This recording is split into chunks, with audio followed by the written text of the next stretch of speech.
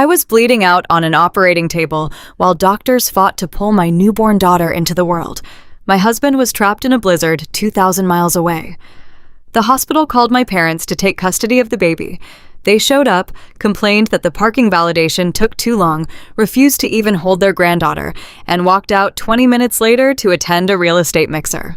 That was the exact moment I realized the $6,000 I secretly sent them every month was not saving their home from foreclosure. It was funding my sister's luxury lifestyle. And that was the exact moment I stopped being their daughter and became their auditor. The first thing I registered was the cold. Not just a chill in the air, but a deep chemical cold, radiating from the intravenous line taped to the back of my left hand. Then came the rhythmic, mechanical hissing of a ventilator somewhere down the hall and the steady, annoying beep of my own heart monitor. I tried to shift my weight, and it felt like someone had driven a fiery wedge through my lower abdomen. The pain was blinding sharp enough to snap my eyes open. I was in the intensive care unit. The fluorescent lights overhead were dim, casting a sickly yellow glow over the sterile white walls. Memory hit me in fragmented, terrifying flashes. I remembered being at home 36 weeks pregnant. I remembered the sudden, terrifying pool of red on the bathroom floor, the frantic ambulance ride, the emergency room doors bursting open, the doctor shouting something about a placental abruption and massive hemorrhaging. I remembered the heavy, suffocating mask being pressed over my nose and mouth, and then nothing. I tried to speak, but my throat was as dry as sandpaper. I swallowed hard, forcing a croak into the empty room. Tom. My husband Tom was supposed to be here. He had flown to Denver for a 2-day corporate strategy conference. He was supposed to be back yesterday. I turned my head, ignoring the throbbing pain in my neck, expecting to see him asleep in the uncomfortable vinyl chair by the window. The chair was empty. Panic began to flutter in my chest, competing with the heavy painkillers pumping through my veins. Where was my baby? Where was my husband? A nurse pushed through the heavy glass door. She wore green scrubs and had kind, tired eyes. She saw me awake and immediately moved to my bedside, checking the monitors and adjusting the drip. "You are awake," she said softly. Her name tag read Helen. "Take it easy, Sarah. You have been through a major trauma. You lost a lot of blood, but the surgeon stopped the bleeding. You are safe now." I grabbed her wrist. My grip was weak, but I poured every ounce of my panic into it. "My baby," I gasped. "Is she? She is perfectly fine." Helen smiled, and the relief that washed over me was so profound it made me dizzy. "You have a beautiful little girl. She is small, but she is breathing on her own in the neonatal intensive care unit. She is a fighter just like her mom." I fell back against the pillows, closing my eyes as tears of pure gratitude leaked out. "Tom," I whispered. "Where is Tom?" Helen's expression softened into something resembling pity. That is when I knew something was wrong. "Sarah, Tom is safe, but he is stranded." A massive blizzard shut down the entire Denver airport. Flights are grounded across the region. He has been calling every hour on the hour. He is frantic, but there is absolutely no way he can get a flight out until tomorrow morning at the earliest. He wanted me to tell you he loves you, and he is coming the second the runway's clear. I absorbed the news. Tom was safe, the baby was safe, but I was alone, or so I thought. "Who is with the baby?" I asked. "I know the hospital policy. If I am incapacitated and the father is not here, an emergency contact has to take temporary medical custody." "Did you call my parents?" Helen hesitated. She busied herself smoothing my blanket, a gesture that told me she was buying time.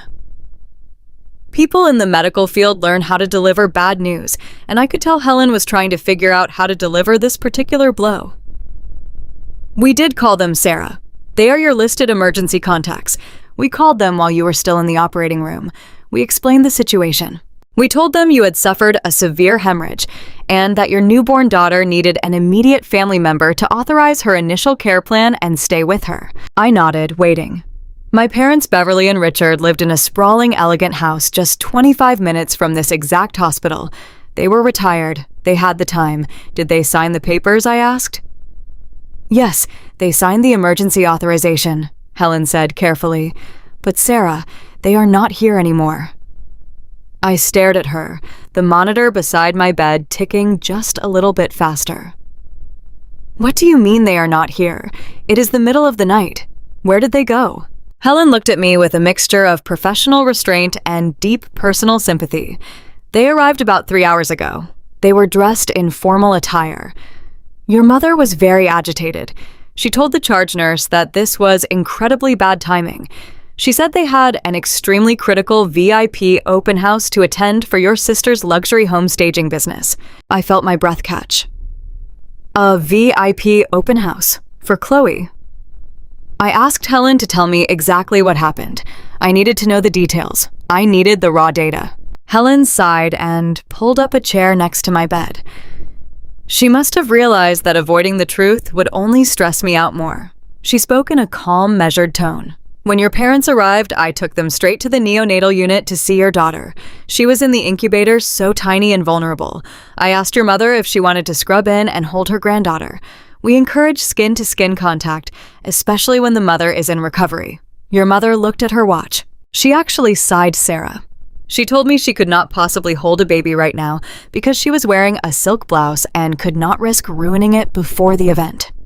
Your father complained about the price of the parking garage and asked how quickly they could get the paperwork signed.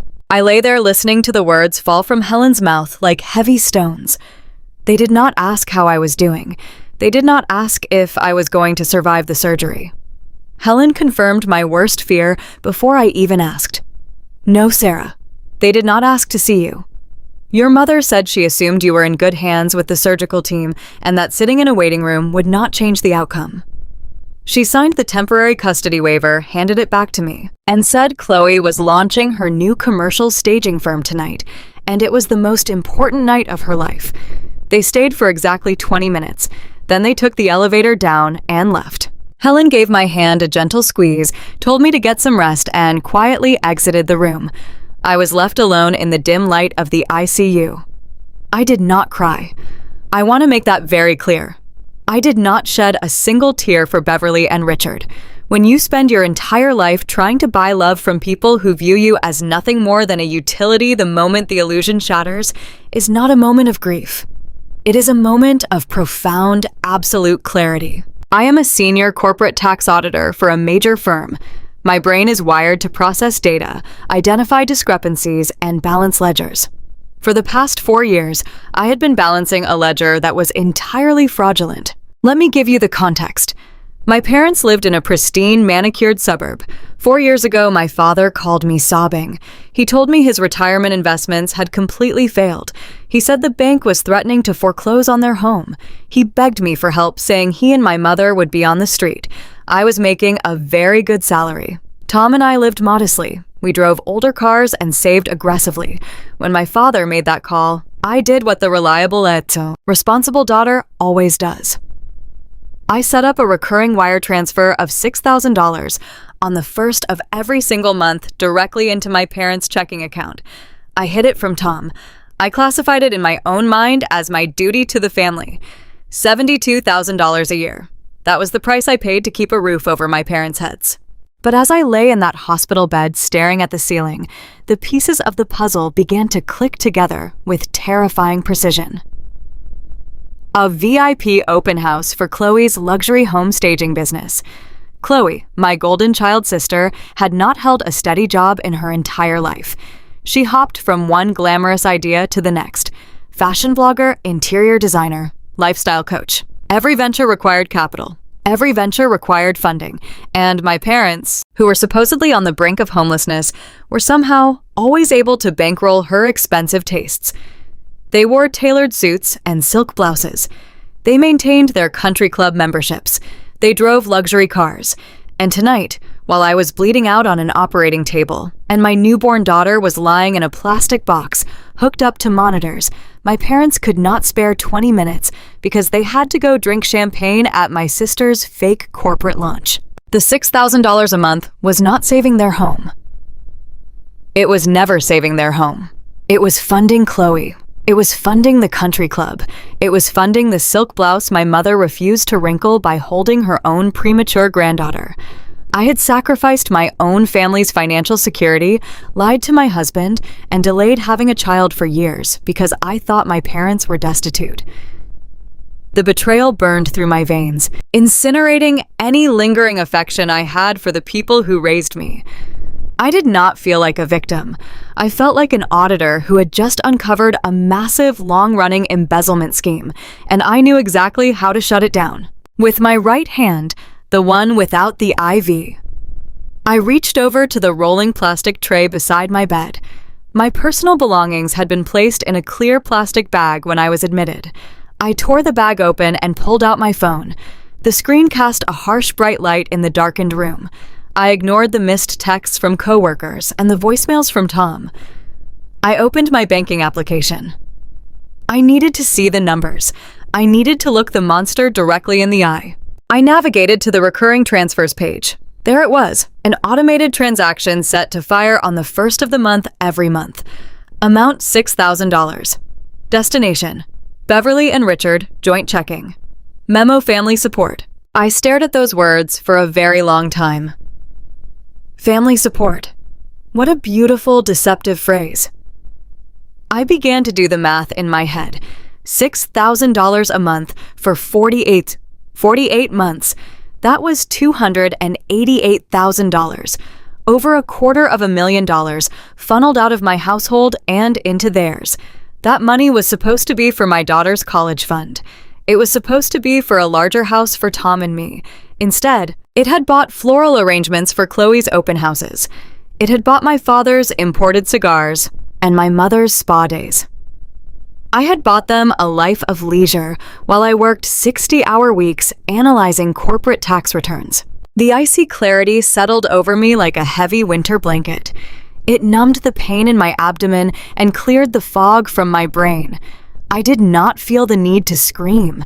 I did not feel the need to call my mother and demand an explanation. Explanations are for people who still hope to salvage a relationship. I was past hope. I was entering the execution phase.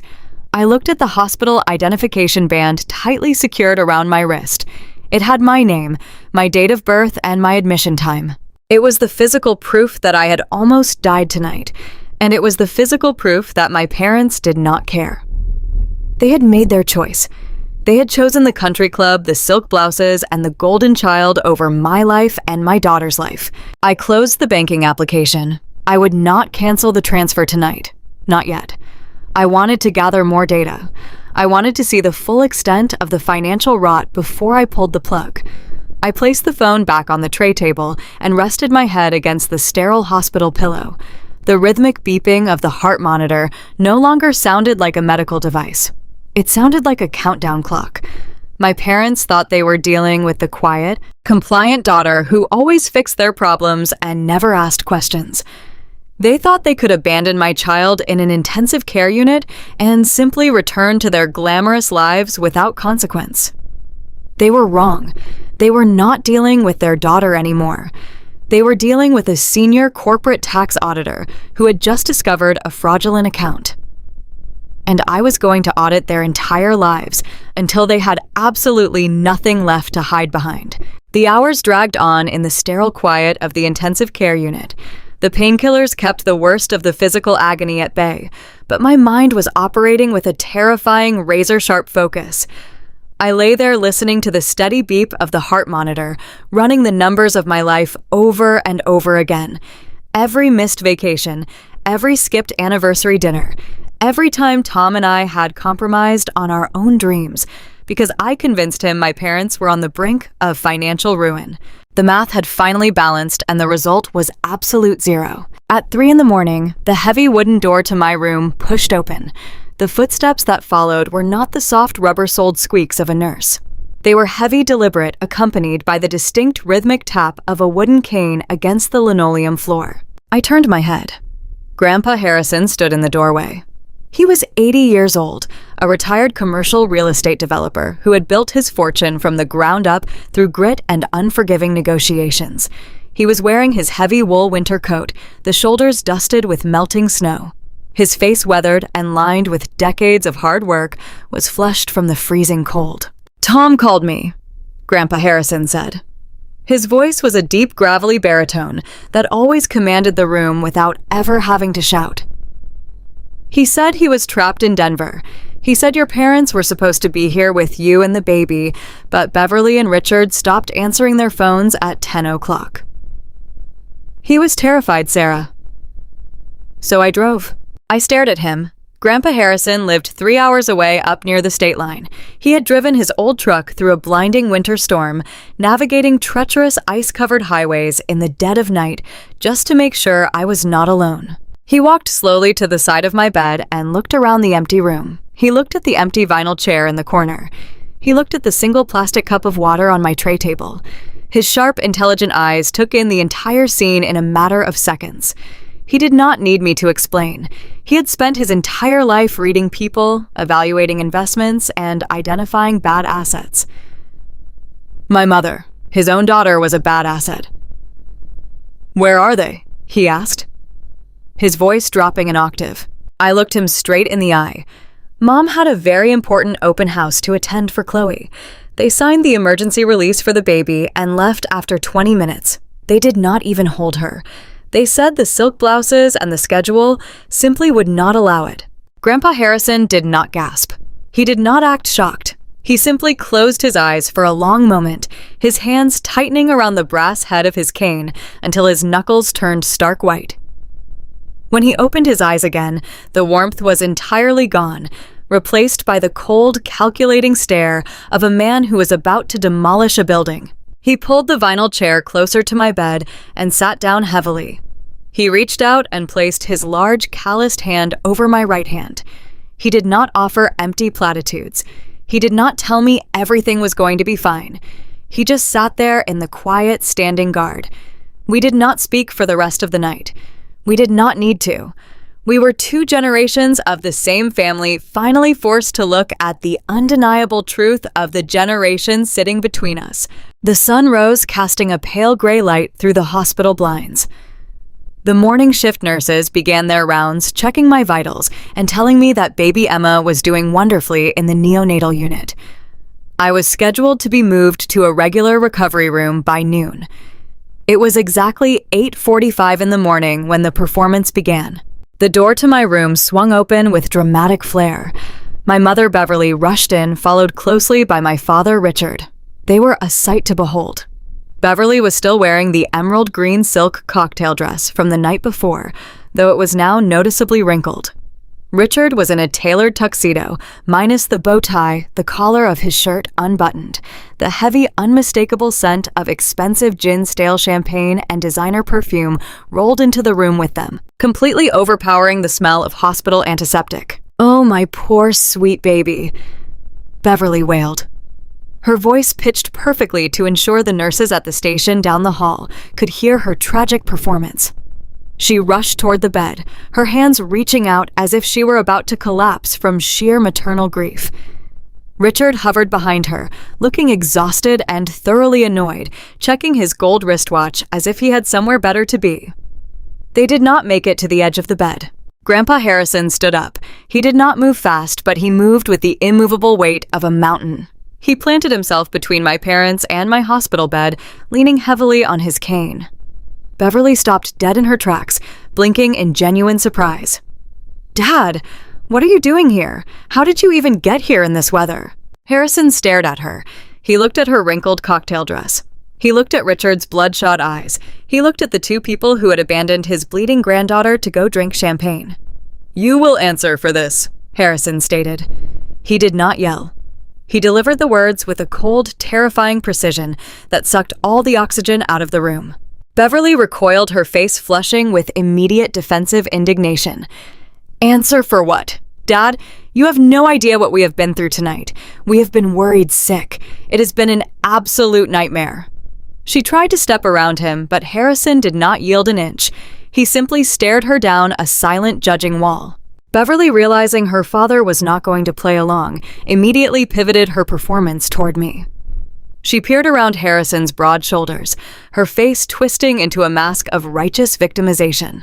Sarah, tell him, Beverly pleaded, her voice dripping with manufactured exhaustion.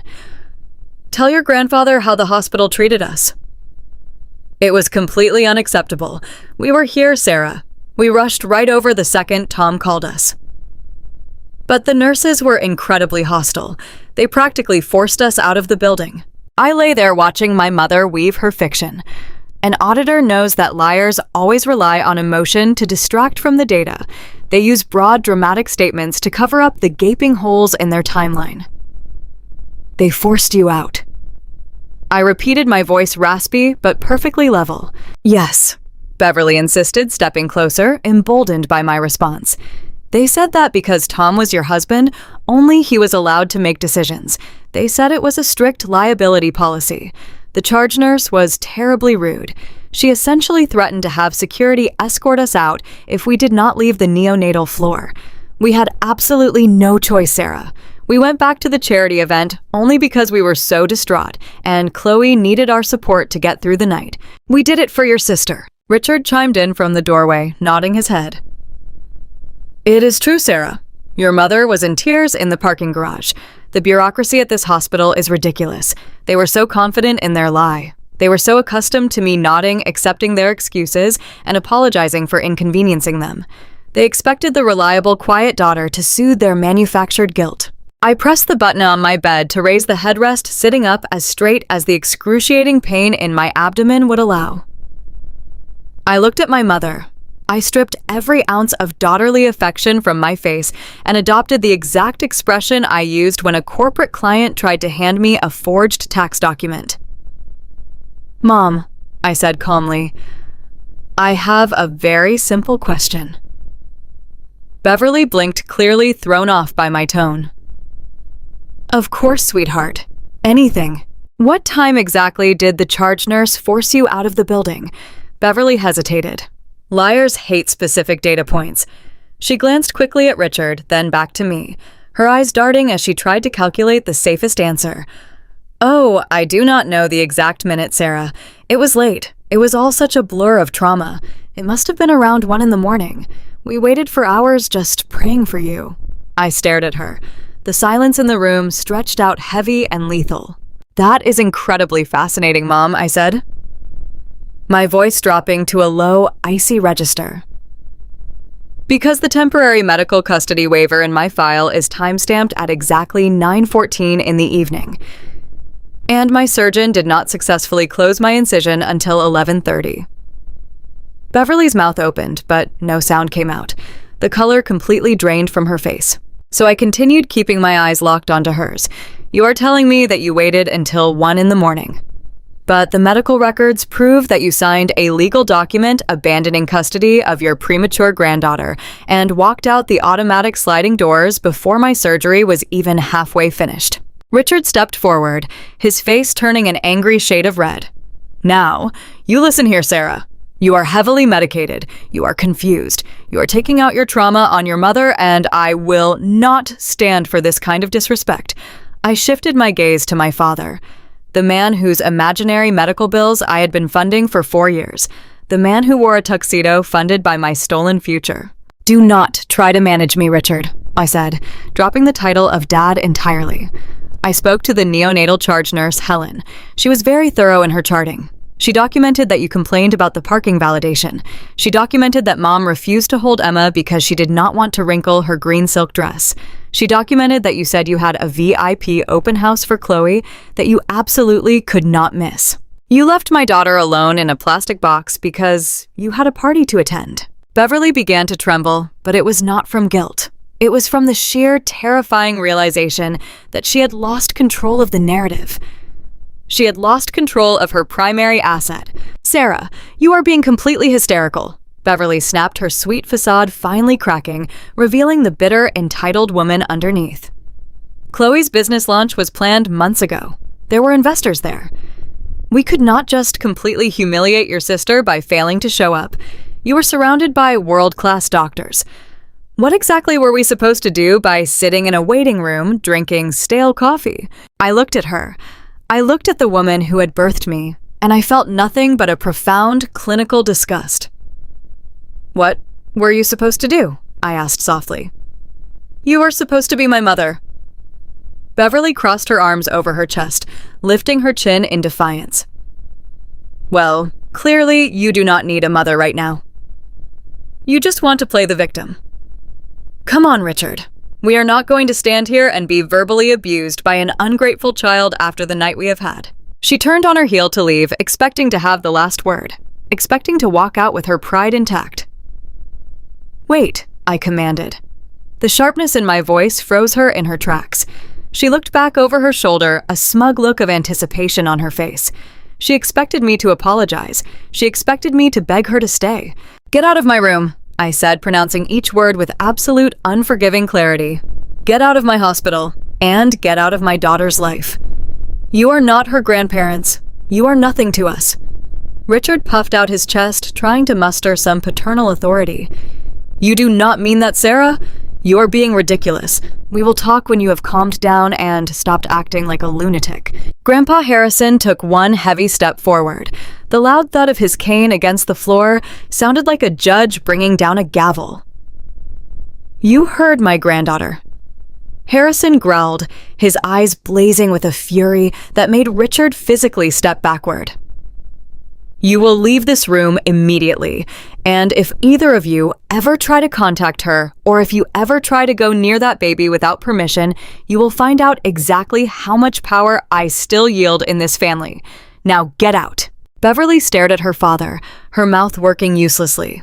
For the first time in her life, she had encountered a boundary she could not manipulate her way around. She grabbed Richard by the arm, and the two of them hurried out the door, the rustle of her wrinkled silk dress fading down the hallway. The heavy door clicked shut, sealing them out. The room fell quiet again, save for the rhythmic, steady beep of the heart monitor. I let out a long, slow breath, feeling a tremendous, exhausting weight lift off my chest. I looked at Grandpa Harrison. He was watching the door, his jaw set in a hard line. Then he turned to look at me. The anger in his eyes melted away, replaced by a deep, sorrowful pride. You did good, Sarah, he said quietly, sitting back down in the vinyl chair. You did exactly what you had to do. I reached over with my right hand and picked up my phone from the tray table. The screen illuminated the dim room. I opened my banking application. It is not over yet, Grandpa, I said, staring at the financial dashboard that had dictated my life for the past 4 years. They think they just lost a daughter today.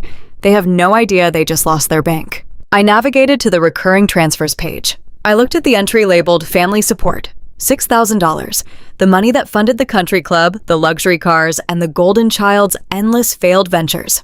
I pressed the cancel button. The screen flashed a green confirmation checkmark. Recurring transfer canceled. The stage was set. The safety net was cut. I locked my phone and looked out the hospital window at the pale morning sky. My parents had chosen the illusion of wealth over their own flesh and blood. Now I was going to let them see exactly how fast that illusion crumbles when the auditor finally balances the books. The room was completely quiet again after my grandfather and my parents left.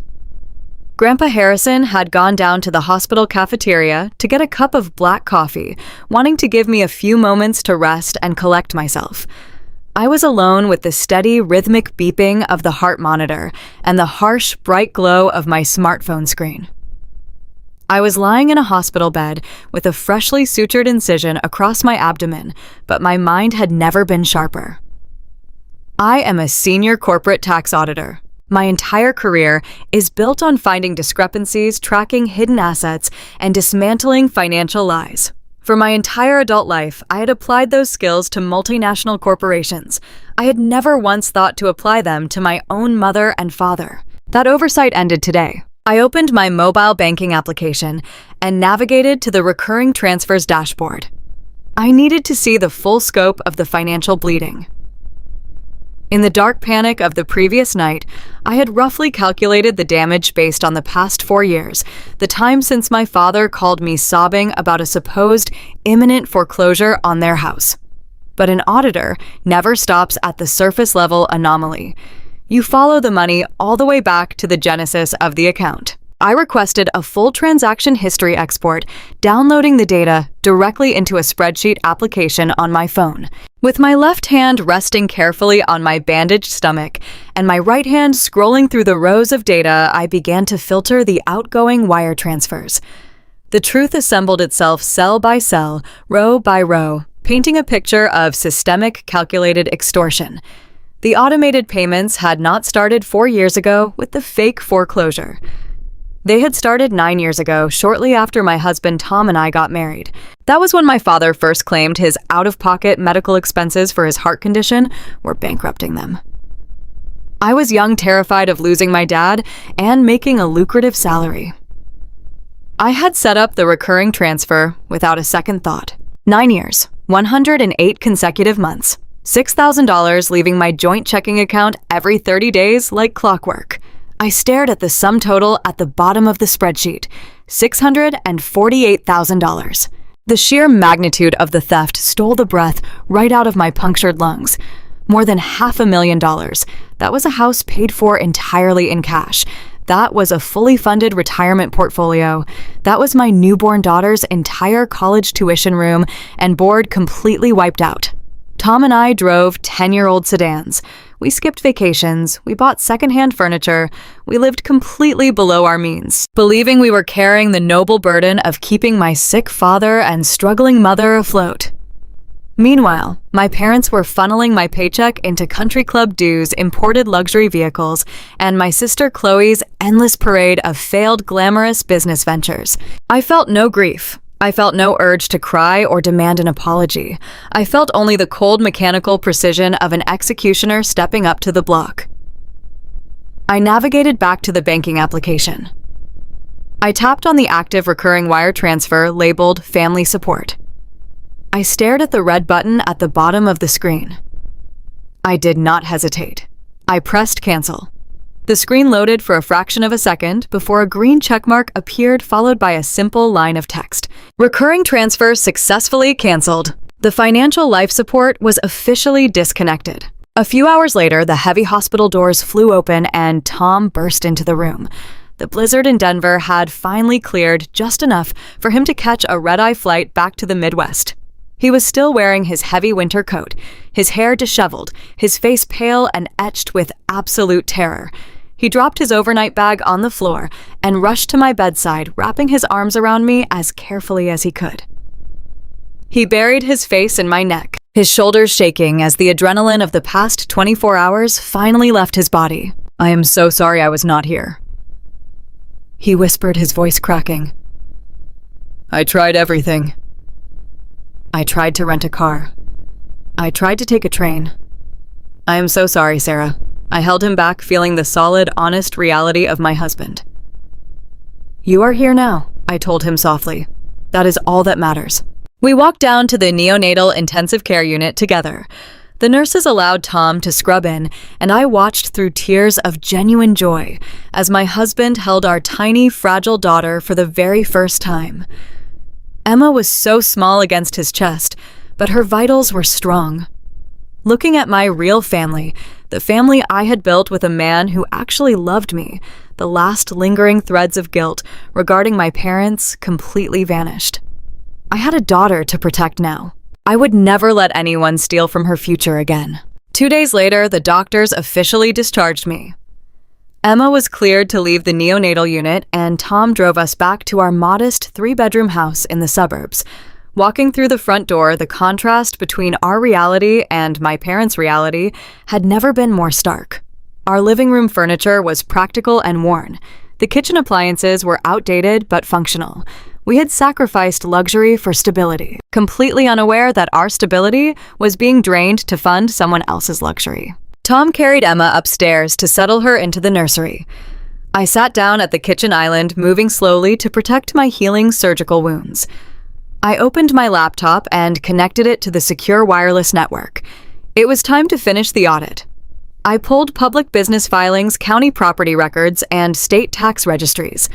I cross-referenced the dates of my $6,000 transfers with the capitalization dates of Chloe's various limited liability companies. The data alignment was flawless. Every time Chloe launched a new business, a boutique clothing brand, an organic skincare line, and now her luxury home staging firm, my parents injected massive amounts of capital into her accounts. They were using my money to play venture capitalist for their golden child. I exported the findings, merged them with my bank statements, and created a single, irrefutable document. Right on cue, my cell phone began to vibrate violently across the granite countertop. The caller identification displayed my mother's name. It was the first of the month. The automated transfer had failed to process at midnight, and the financial reality of her situation had finally caught up to her. I accepted the call and placed the phone on speaker, setting it down next to my laptop. "Sarah," my mother screamed.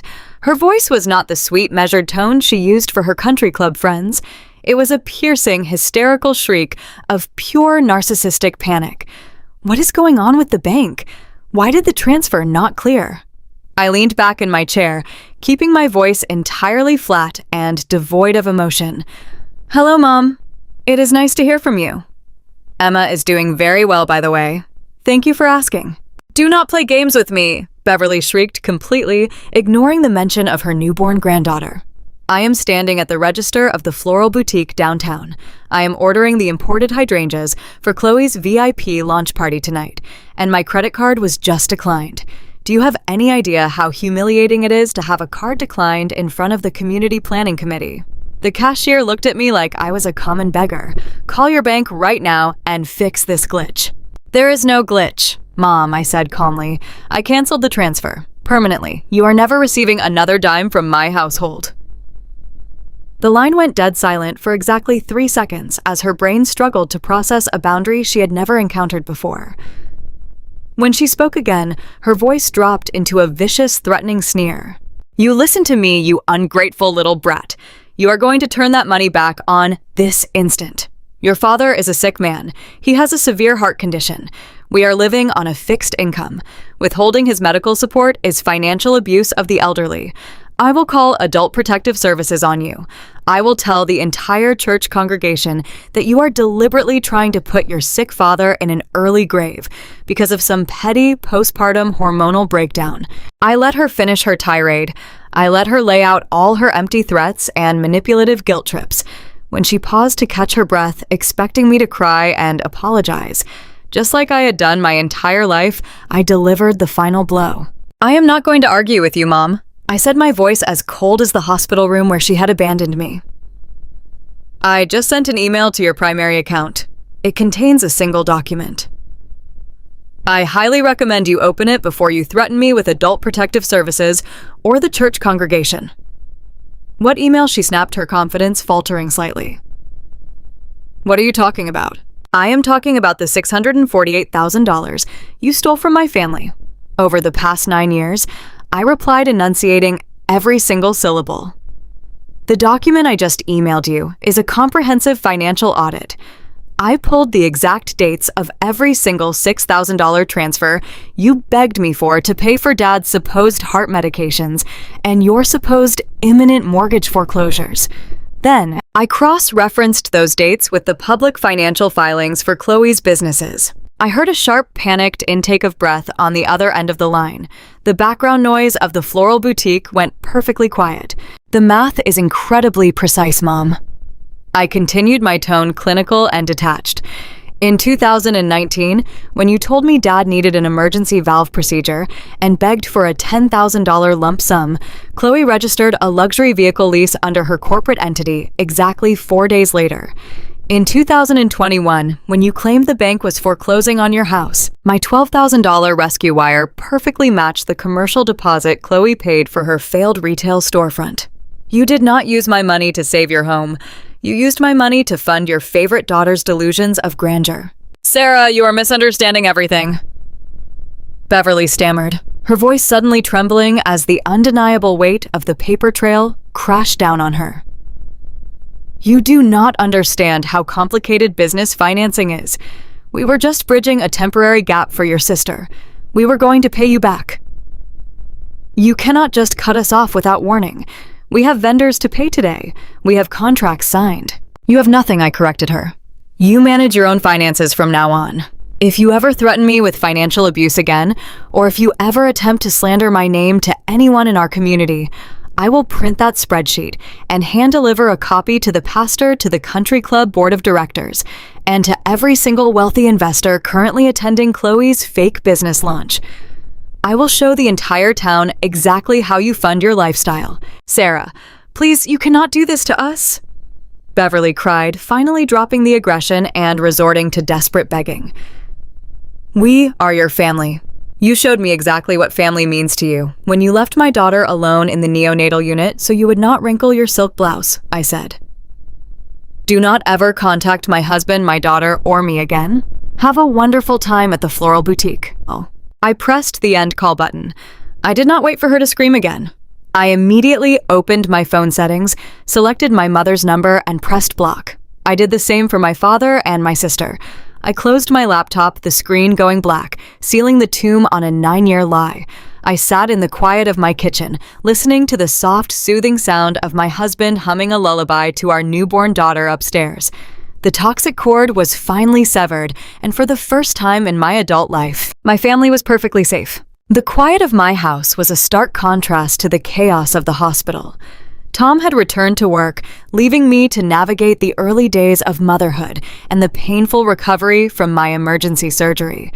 The physical pain was a constant dull ache, but my mind remained absolutely clear. I was sitting at the kitchen island, carefully cradling Emma against my chest when the doorbell rang. It was Grandpa Harrison. He stepped into the foyer, bringing the crisp winter air with him. He took off his heavy wool coat, leaned his wooden cane against the wall, and immediately walked over to the kitchen island. He did not ask how I was feeling. He knew I hated being treated like a fragile patient. Instead, he washed his hands at the sink, gently took my newborn daughter from my arms, and held her with the practiced ease of a man who had raised 3 children of his own. He looked down at Emma, his weathered face softening into a warm smile. "She has your eyes, Sarah," he said quietly. "She is going to be just as sharp as you are." I smiled, pouring him a cup of black coffee. "Thank you for coming over, Grandpa." Tom had to go back to the office to handle a crisis, and the house feels entirely too quiet today. Harrison took a sip of the dark coffee, his eyes shifting from Emma to me. His expression turned serious. He settled into the bar stool next to me, adjusting his posture. "How did the phone call go?" he asked. "Did Beverly receive your financial audit?" I nodded, resting my hands on the cool granite countertop. "She received it. She called me from a floral boutique screaming that her credit card was declined while she was trying to buy imported hydrangeas for Chloe's business launch. She threatened to call Adult Protective Services on me. She said I was financially abusing my sick father by cutting off the $6,000 a month. I told her I knew the money was going to Chloe, and I blocked her number." Harrison let out a slow, deliberate breath. He gently rocked Emma, his mind clearly working through the information. He looked at me, his brow furrowed in deep thought. "Sarah, you are a brilliant tax auditor. You analyze corporate revenue streams for a living. Does your mother's reaction make mathematical sense to you?" I paused, considering the question. "What do you mean?" I asked. Harrison leaned forward, his voice dropping into the low, calculated tone he used when negotiating commercial real estate deals. "I mean that your parents have spent the last 30 years projecting the image of extreme wealth. They live in a massive house in a gated community. They drive luxury cars. They host lavish parties, even if they are mismanaging their money to spoil your sister people. With that level of supposed wealth, have safety nets. They have savings accounts. They have lines of credit. They have investment portfolios." I started to see where he was going. The realization began to form in the back of my mind. If your mother truly had the financial foundation she claims to have, Harrison continued losing a monthly payment of $6,000 would be an inconvenience. It would make her angry. It would make her petty. But it would not make her call you from a flower shop in a state of absolute hysterical panic. People who have money do not scream in public over a declined credit card. That is the behavior of someone who is completely over-leveraged. That is the panic of a person standing on the absolute edge of a financial cliff, watching the ground crumble beneath their feet. The room went entirely silent. Harrison was right. The panic in my mother's voice was not just anger over losing her free spending money. It was the raw, unfiltered terror of imminent destruction. "Bring your laptop over here," Harrison commanded gently. "I spent 40 years developing commercial properties. You spend your life auditing tax returns. Let us find out exactly why your parents are terrified." I pulled my laptop across the kitchen island and opened the screen. My fingers hovered over the keyboard. "Where do we start?" "Start with the house," Harrison said. "The house is always the biggest asset, and it is usually the first thing desperate people leverage when they run out of cash. Pull up the county public property records database. Let us look at the deed history for your parents' property." I navigated to the county clerk's online portal. I entered my parents' address and their legal names into the search fields. The database loaded a list of recorded documents associated with their property. I scrolled past the original warranty deed from 20 years ago. I scrolled past a standard mortgage refinance from 10 years ago. Then a new document caught my eye. It was recorded just 8 months ago. The document type was listed as a deed of trust, but the lender was not a traditional national bank. I clicked on the digital file, opening the scanned PDF of the legal document. I read the name of the lending institution out loud. Apex Capital Funding Partners. Harrison frowned, his eyes narrowing at the screen. "That is not a standard mortgage lender, Sarah. That is a hard money lender. They deal exclusively in high-risk, short-term commercial bridge loans. They lend money to people who cannot get approved by traditional banks, and they charge exorbitant predatory interest rates. Why on earth would Beverly and Richard take out a commercial hard money loan against their primary residence?" I scrolled down through the scanned pages of the legal document until I found the principal loan amount. The number printed on the screen made my stomach drop. $1.2 million. I said, my voice barely above a whisper. "Grandpa, they took out a $1.2 million loan against their house." Harrison leaned closer to the screen, his face hardening into a mask of pure disbelief. "Look at the terms of the loan, Sarah. Look at the interest rate and the repayment schedule." I scanned the dense legal text, my auditing instincts kicking into high gear. The terms were brutal. The loan carried an annual interest rate of exactly 6%. But it was an interest-only bridge loan. That meant my parents were not paying down the principal balance at all. They were only required to pay the interest generated by the loan every single month, with the entire $1.2 million balance due as a massive balloon payment in 2 years. I opened the calculator application on my computer. I typed in $1.2 million. I multiplied it by 6%. That equaled $72,000 a year in pure interest. I divided $72,000 by 12 months. The final number appeared on the screen. $6,000. The air left my lungs. I sat back in my chair, staring at the number blinking on the calculator. $6,000. They did not need my money for my father's heart medication. I said, my voice shaking with a mixture of rage and profound betrayal. They did not even need my money to buy imported flowers or designer clothes. Grandpa, the $6,000 I sent them every month was the exact amount of their interest payment. I was the only thing keeping this loan from defaulting. I was the sole guarantor of their entire fraudulent existence. Harrison nodded slowly, his jaw tight. They used your loyalty to service a predatory debt. But the question remains, what did they buy with $1.2 million in hard money? They did not put it into the house. They did not buy a yacht. Where did the capital go? I knew exactly where to look. I closed the property records database and opened the state corporate registry. I searched for the limited liability company registered to my sister Chloe. Her luxury home staging business had been incorporated exactly 8 months ago, aligning perfectly with the date of the bridge loan. I pulled the corporate filings and the associated commercial real estate transactions under Chloe's business entity. A new deed appeared on the screen.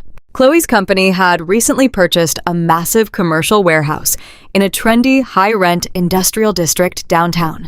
The purchase price was exactly $1.2 million. I read the documents out loud to my grandfather. The reality of the situation was sickening. My parents had leveraged the equity of their own home. They had taken out a predatory high-interest commercial loan, risking absolute bankruptcy and homelessness, all to buy a massive commercial warehouse for Chloe's vanity business. And they had used my stolen money to make the monthly payments, knowing I believed I was saving my sick father's life. They cross-collateralized their primary residence to fund Chloe's business. I said the words, tasting like ash in my mouth. They risked everything for her. And they made me pay for it. Harrison looked at the screen, his expression turning grim. And you just canceled the automated transfer. I nodded. The transfer is canceled. I blocked their numbers. They have no access to my accounts. Then we have a very serious problem, Sarah, Harrison said, his voice deadly serious. Hard money lenders do not offer grace periods. They do not care about excuses. If your parents miss this month's $6,000 interest payment, the lender will file a notice of default immediately. The penalty fees will trigger, and the foreclosure process on their house will begin in exactly 30 days. If they lose the house, the lender will seize Chloe's warehouse to satisfy the collateral deficiency. Your parents are 30 days away from complete financial annihilation. I looked at my daughter, sleeping peacefully in my grandfather's arms. I felt a fierce protective instinct rise in my chest. I do not care, I said coldly. They made their choices. They chose to lie to me. They chose to abandon my daughter in the hospital. They can face the consequences of their own financial negligence. I am done saving them. I know you are done, Sarah Harrison said gently, but desperate people do not just accept defeat. Your mother is obsessed with her social standing. She is obsessed with the country club and her wealthy friends. The thought of losing her mansion and publicly failing will drive her to madness. She will not go down quietly. She will scramble for cash, and she will look for the easiest, largest target available. I looked at my grandfather confused. But they have no targets left. I cut them off. Chloe does not make any actual money. My dad is retired. Who else can they possibly steal from? Harrison met my gaze, his eyes reflecting a lifetime of hard lessons and family betrayals. He adjusted his grip on his wooden cane, the brass head gleaming under the kitchen pendant lights. Me, Sarah, he said quietly. They're going to come after me. The realization hit me like a physical blow. Grandpa Harrison was a retired commercial real estate developer. He owned multiple shopping plazas, apartment complexes, and liquid investment portfolios. His net worth was substantial, and my parents knew it. Your mother knows I have the capital to pay off a $1.2 million bridge loan without blinking. Harrison continued, his voice devoid of any paternal warmth toward his daughter. She also knows I have completely rewritten my will to leave everything to you and little Emma. If Beverly and Richard are facing imminent foreclosure in 30 days, they will not just ask me for a loan. They know I will say no.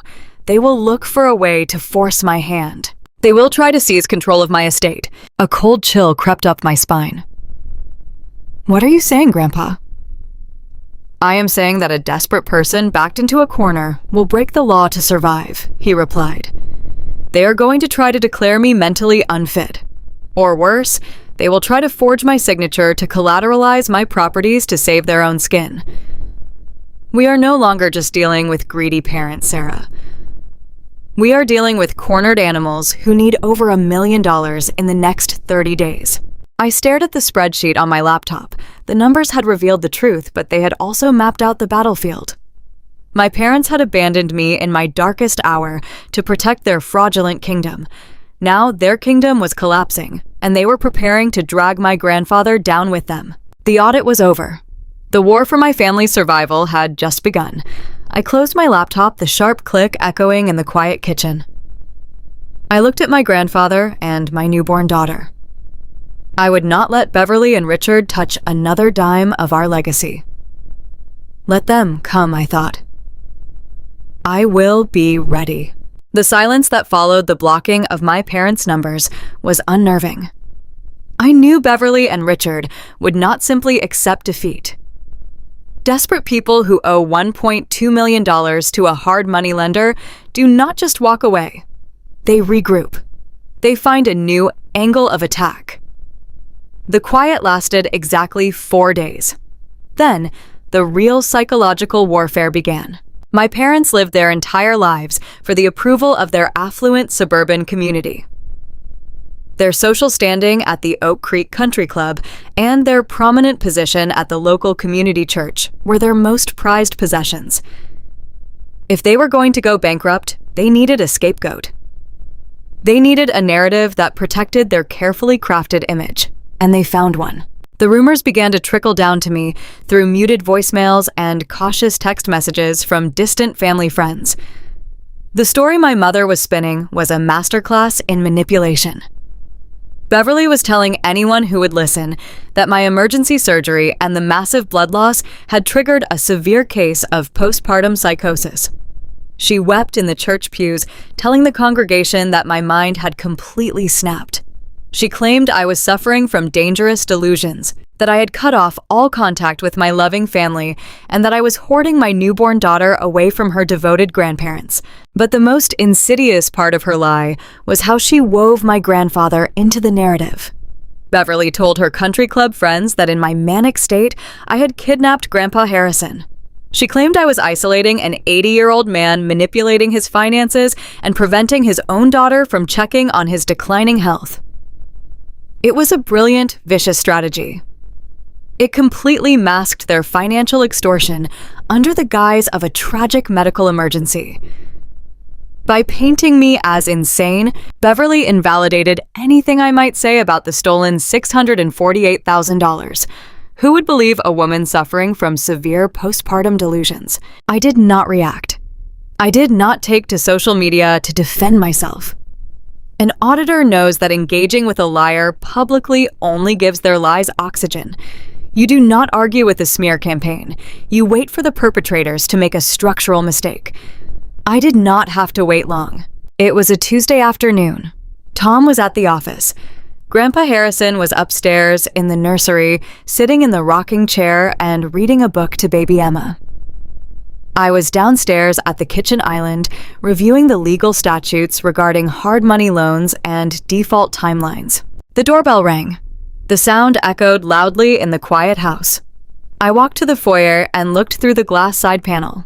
Standing on my front porch was Pastor Miller, the head clergyman from my parents' church. Standing right beside him was Susan, the social chair of the country club, and my mother's absolute best friend. Susan was holding a large glass casserole dish. I unlocked the door and pulled it open. I did not smile. I did not invite them in right away. Sarah. "It is so good to see you," Pastor Miller said. His voice was coated in that thick, patronizing softness people reserve for funerals or psychiatric wards. We were in the neighborhood and wanted to drop by to see how you are holding up. Susan brought a baked ziti for you and Tom. I looked at the casserole dish. It was a weaponized baked ziti. It was a prop designed to gain entry into my home so they could perform whatever reconnaissance mission my mother had sent them on. "Thank you," I said, keeping my voice perfectly level. "You can bring it inside." I stepped back, allowing them to enter the foyer. I led them into the living room, but I did not offer them a seat. I stood near the fireplace, folding my arms across my chest. Pastor Miller glanced around the room, nervously taking in the clean, quiet house. He seemed surprised that the walls were not covered in writing and that I was not pacing the floors in a manic state. I was wearing a clean sweater and comfortable jeans. I was calm, sober, and staring at him with absolute clarity. "Sarah, we are here because your mother came to my office yesterday in absolute tears." Pastor Miller began clasping his hands together in front of him. "She is completely heartbroken. She says you have cut off all communication. She is terrified for your mental health, Sarah. The trauma of your delivery, the blood loss. These things can cause severe chemical imbalances. Postpartum psychosis is a very real, very dangerous condition. There is no shame in getting professional help." Susan chimed in, stepping closer with a look of manufactured sympathy. "Beverly is just so worried about little Emma, Sarah. She says you will not let her see her only granddaughter. And your grandfather, she says you have him locked up in this house. You have to understand how scary this is for your parents. They just want their family back together. They want to get you the psychiatric help you so desperately need." I let them speak. I let them lay out every single lie my mother had planted in their heads. I did not interrupt. I did not raise my voice. I waited until the silence in the room became heavy and uncomfortable. "Did my mother tell you why I stopped speaking to her?" I asked quietly. "Did she tell you what happened on the night Emma was born?" Pastor Miller sighed a sad, forgiving sound. "She told us there was a misunderstanding at the hospital.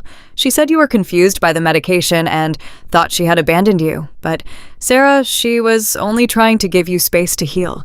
You cannot let a medically induced misunderstanding tear your family apart."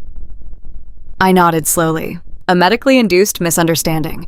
That was an incredibly creative way to describe leaving a premature baby in an incubator to attend a real estate mixer.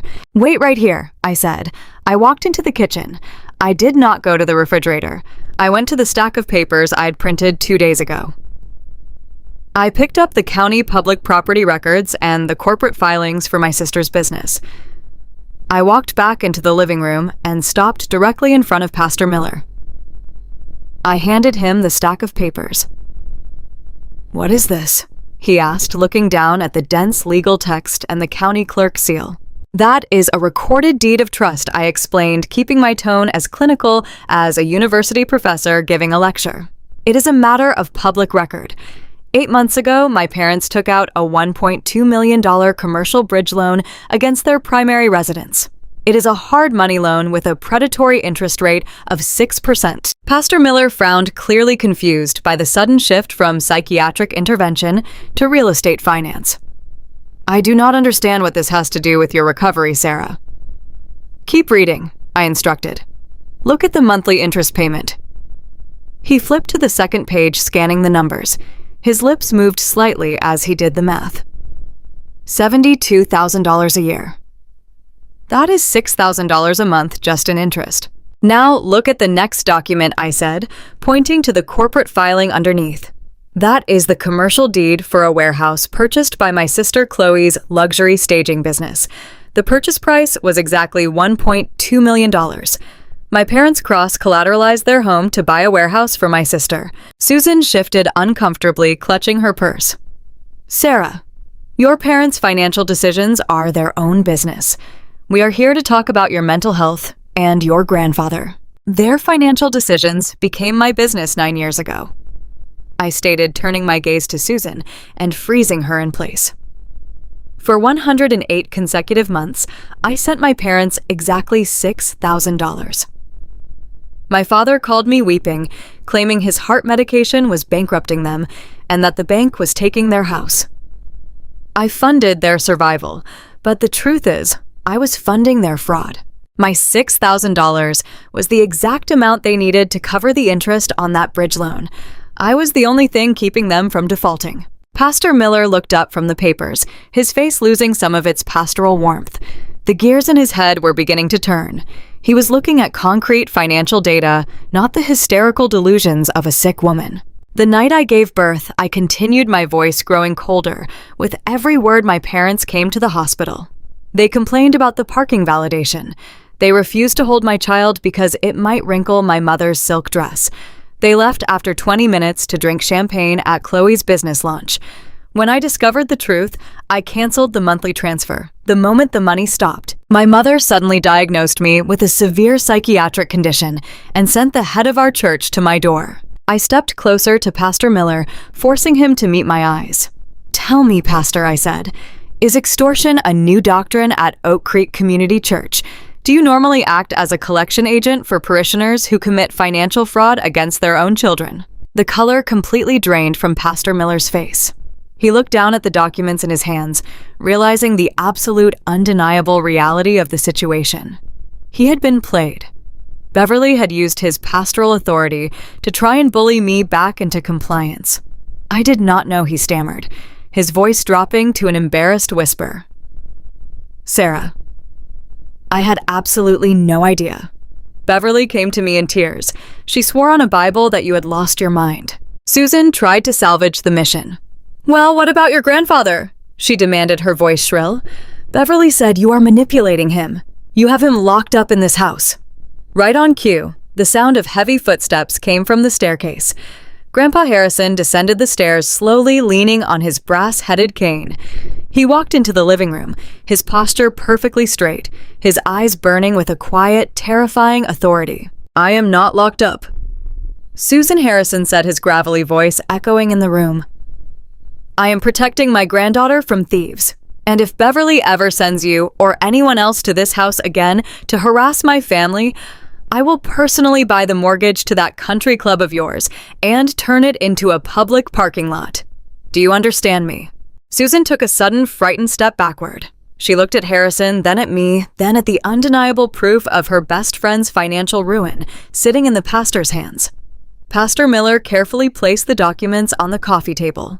He looked deeply ashamed. "I'm so sorry to have intruded on your home, Sarah," he said quietly. "We will leave you in peace." He turned and walked toward the door.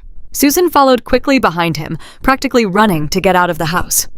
They left the weaponized baked ziti sitting forgotten on the entryway table. The door clicked shut, sealing the quiet back into the house. I walked over to the coffee table and picked up the loan documents. The intervention had failed, but the victory felt hollow. I looked at Grandpa Harrison. He was staring out the front window, watching the pastor's car pull rapidly out of the driveway. He did not look relieved. He looked deeply troubled. "You handled that perfectly," Sarah Harrison said, turning back to face me. "You used the data to destroy her narrative. But Beverly did not send the pastor here just to guilt-trip you into turning the money back on. She sent him here to establish a legal foundation." I frowned, not understanding. "A legal foundation for what?" Harrison tapped his cane against the hardwood floor.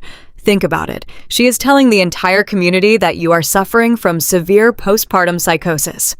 She is creating a public record, using the church and the country club as witnesses that you are mentally unstable. And she is specifically telling people that you are hoarding me, isolating me from the family, and manipulating my mind." The icy realization began to form in my chest. I looked at the $1.2 million bridge loan in my hand. The balloon payment. The 30 days until default. The desperation of a cornered animal. "She wants your money," I whispered, the puzzle pieces snapping violently into place. "Yes." Harrison nodded grimly. "She knows I will never give her the money voluntarily. She knows my will leaves everything to you and Emma. But if she can convince a judge that you are insane and that I am suffering from senile dementia and being abused by my psychotic granddaughter, she can petition the state for an emergency medical guardianship." My breath caught in my throat. If Beverly gained legal guardianship over her father, she would have absolute control over his estate. She could liquidate his commercial properties. She could empty his investment portfolios. She could seize his assets to pay off the bridge loan and save her own mansion from foreclosure. She was not just trying to ruin my reputation. She was laying the legal groundwork to strip my grandfather of his civil rights and steal his entire life savings. The social warfare was just a distraction. The smear campaign was a tactical maneuver designed to build a court case. My parents were no longer just greedy. They were orchestrating a massive legal conspiracy to commit elder financial exploitation on a grand scale. I looked at my grandfather, the man who had driven through a blizzard to protect me in the hospital. The man who was now standing in my living room, facing the total destruction of his independence at the hands of his own daughter. "They are going to file for guardianship," I said, my voice hardening into steel. "They are going to try to declare you mentally unfit." "Let them try," Harrison said, his eyes narrowing into cold, unforgiving slits. "We are not going to wait for them to attack. We are going to let them dig their grave, and then we are going to bury them in it." The stakes had escalated far beyond a canceled bank transfer. My parents wanted a war over millions of dollars. As an auditor, I knew exactly how to track the money. But as a granddaughter, I was about to learn how to destroy a thief. I was washing the last of the dinner plates when the tranquility of our evening was completely shattered. Emma was 2 months old, and Tom and I had decided to host a very small private welcome dinner for her. We only invited Grandpa Harrison and 2 of my closest colleagues from the auditing firm. We wanted a quiet night. We wanted to celebrate the fact that we had survived the trauma of the emergency delivery and the subsequent financial war. The dining table was cleared. The wine was breathing, and Grandpa Harrison was sitting by the fireplace, gently rocking my sleeping daughter. It was a picture of absolute peace. It was the exact opposite of the chaotic, debt-ridden nightmare my parents were currently drowning in. But narcissists cannot tolerate peace. They view your boundaries as a personal insult, and your quiet happiness as a direct threat to their control. The doorbell rang at exactly 7 o'clock. Tom frowned, setting his dish towel down on the counter. We were not expecting anyone else. I felt a sudden icy drop in my stomach. An auditor develops a sixth sense for impending disaster. I walked up behind Tom as he opened the heavy wooden front door. The porch light illuminated a scene that was entirely calculated and intensely manipulative. My mother, Beverly, stood on my welcome mat, holding a massive bouquet of pink balloons and a ridiculously expensive designer diaper bag. My father, Richard, stood next to her wearing a tailored sports coat, projecting the image of a successful, benevolent patriarch. My sister Chloe was hovering right behind them, her smartphone already out the screen, glowing brightly in the dark. But they had not come alone. They had brought human shields. Standing behind my family were three of the most prominent members of their country club. I recognized the wife of a local municipal judge, a wealthy commercial real estate developer, and the head of the community church charity committee. My parents had intentionally brought these high society pillars to my doorstep. It was a classic, aggressive social trap. Beverly knew I would never cause a public scene in front of powerful community members. She assumed the presence of these wealthy witnesses would force me to open the door smile and play the role of the obedient, reconciled daughter. She wanted to use social pressure to force a reunion so she could regain access to my house, my grandfather, and my bank account. "Oh, Sarah, my sweet girl," Beverly practically sang, stepping forward, as if she owned the property. "We wanted to surprise you. We brought Margaret and David along because they have been so incredibly worried about you since your little medical episode. We brought gifts for our beautiful granddaughter. We are here to finally put all this silly miscommunication behind us." She tried to push her way past Tom. She expected him to step aside out of polite deference. She completely miscalculated. Tom did not move an inch. He planted his feet firmly on the threshold, his broad shoulders blocking the entryway. His face was a mask of polite but absolute refusal. Beverly Tom said, his voice low and steady, "You are not invited. This is a private dinner. You need to leave right now." The wealthy friends standing on the porch shifted uncomfortably. They had clearly been fed a lie. Beverly had likely told them we were hosting an open house and that we would be thrilled to see them. Now they were standing on a freezing porch, watching a husband deny entry to his wife's parents. Beverly let out a forced musical laugh, glancing back at her friends to reassure them. "Oh, Tom, please do not be so protective. We are family. We know Sarah has been struggling with her mental health since the delivery. We are here to support her. We just want to see the baby." Before Tom could issue another refusal, Chloe pushed her way to the front of the group. She was wearing a skin-tight cocktail dress that was completely inappropriate for a casual family dinner. She had her smartphone raised to eye level, actively broadcasting a live video to her social media followers. She needed content. Her luxury staging business was 30 days away from foreclosure without my monthly $6,000 subsidy, and she was desperate to project an image of familial wealth and harmony to her investors. "Move out of the way," Tom Chloe demanded, pointing the camera lens directly at his face. "I am here to see my niece. I am going to hold her and take a picture for my brand launch. My followers have been asking why I have not posted the baby yet. You are ruining my engagement metrics." Chloe did not wait for permission. She tried to physically duck under Tom's arm to gain entry into my foyer. She reached out, her long manicured nails grasping for the door handle. Tom reacted instantly. He did not hit her, but he shifted his entire body weight, using his chest and shoulder to physically block her path. The movement was firm and immovable. Chloe slammed into his shoulder and stumbled backward, dropping her phone onto the porch. The screen cracked with a loud snap. "Do not ever try to force your way into my house," Tom said, his voice rising in volume, echoing out into the quiet suburban street. "Do not touch my door. Do not come near my wife." Chloe let out a dramatic, piercing shriek. She clutched her shoulder as if she had been brutally assaulted. "He hit me," she wailed, looking back at the country club friends for sympathy. "You all saw it."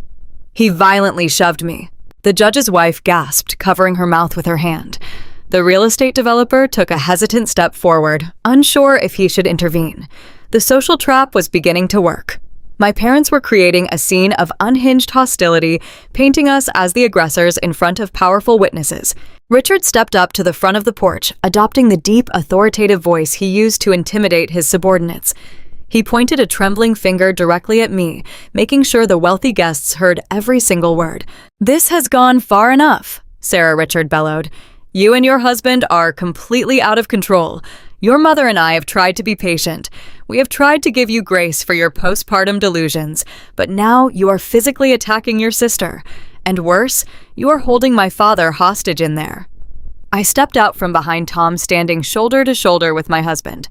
I looked Richard dead in the eye. "I am not holding anyone hostage, Richard. Do not lie to me." Richard shouted, his face turning an angry shade of purple. "We know he is in there. You have isolated an 80-year-old man from his own children. You are manipulating his finances to steal his estate. We have spoken to our lawyers. If you do not step aside and let us in right now to check on his welfare, I am calling Adult Protective Services. I will have the state remove him from your care, and I will have you committed to a psychiatric ward for elder abuse." He delivered the threat with absolute conviction. It was a terrifying legal maneuver. If Adult Protective Services opened an investigation based on the testimony of wealthy, prominent community members, it would tie us up in court for months. It would give my parents the opening they needed to seize Grandpa Harrison's assets and pay off their massive commercial bridge loan before their house was foreclosed upon. They were using the law as an extortion tool. I opened my mouth to reply, but I did not have to say a word. The sound of a wooden cane striking the hardwood floor echoed from the hallway behind me. The heavy, rhythmic sound silenced the entire porch. Grandpa Harrison emerged from the living room. He walked past Tom and me, stepping directly onto the threshold. He was wearing a tailored suit, looking incredibly sharp, fully coherent, and radiating a level of terrifying authority that instantly shrunk my father down to size. Harrison looked at the country club guests. He looked at the cracked phone on the ground. Then he locked his piercing gaze onto Richard. "You are going to call the state on her?" Harrison asked. His gravelly voice was low, but it carried perfectly in the cold night air. "You are going to claim she is stealing my money." Richard swallowed hard. He tried to maintain his authoritative posture, but he was visibly sweating. "Dad, you are confused. Sarah is manipulating you. We are trying to rescue you. We just want to bring you home where you belong. I do not belong in a house that is 30 days away from commercial foreclosure," Harrison stated. The words hit the porch like a bomb. The wealthy guests exchanged shocked glances. Beverly let out a strangled gasp, her hands flying to her face. They had spent decades hiding their financial ruin from these exact people. Now Harrison was broadcasting their impending bankruptcy to the social elites of their community. "You are a fraud." Richard Harrison continued, his voice cold and merciless. "You took out a $1.2 million hard money loan against your own home. You used it to buy a warehouse for a daughter who has never worked an honest day in her life. You forced your other daughter to pay the interest while she was bleeding on an operating table. And now that she has cut off your stolen funding, you come to her house with human shields to threaten her with a psychiatric hold." "Dad, please stop." Beverly begged, her voice dropping to a panicked whisper. "Do not say these things in front of Margaret. You are ruining our reputation. Your reputation is already dead," Beverly Harrison replied, not breaking eye contact with Richard. "But I am going to make sure your financial future goes with it. I have already contacted my attorneys in Boulder." Harrison took a slow, deliberate breath, ensuring every person on the porch heard his next sentence with crystal clarity. "You are out, Richard. You and Beverly are completely, irrevocably removed from my trust. You will not inherit a single acre of commercial land. You will not inherit a single dollar from my accounts. When the hard money lender forecloses on your house next month, do not come crying to me.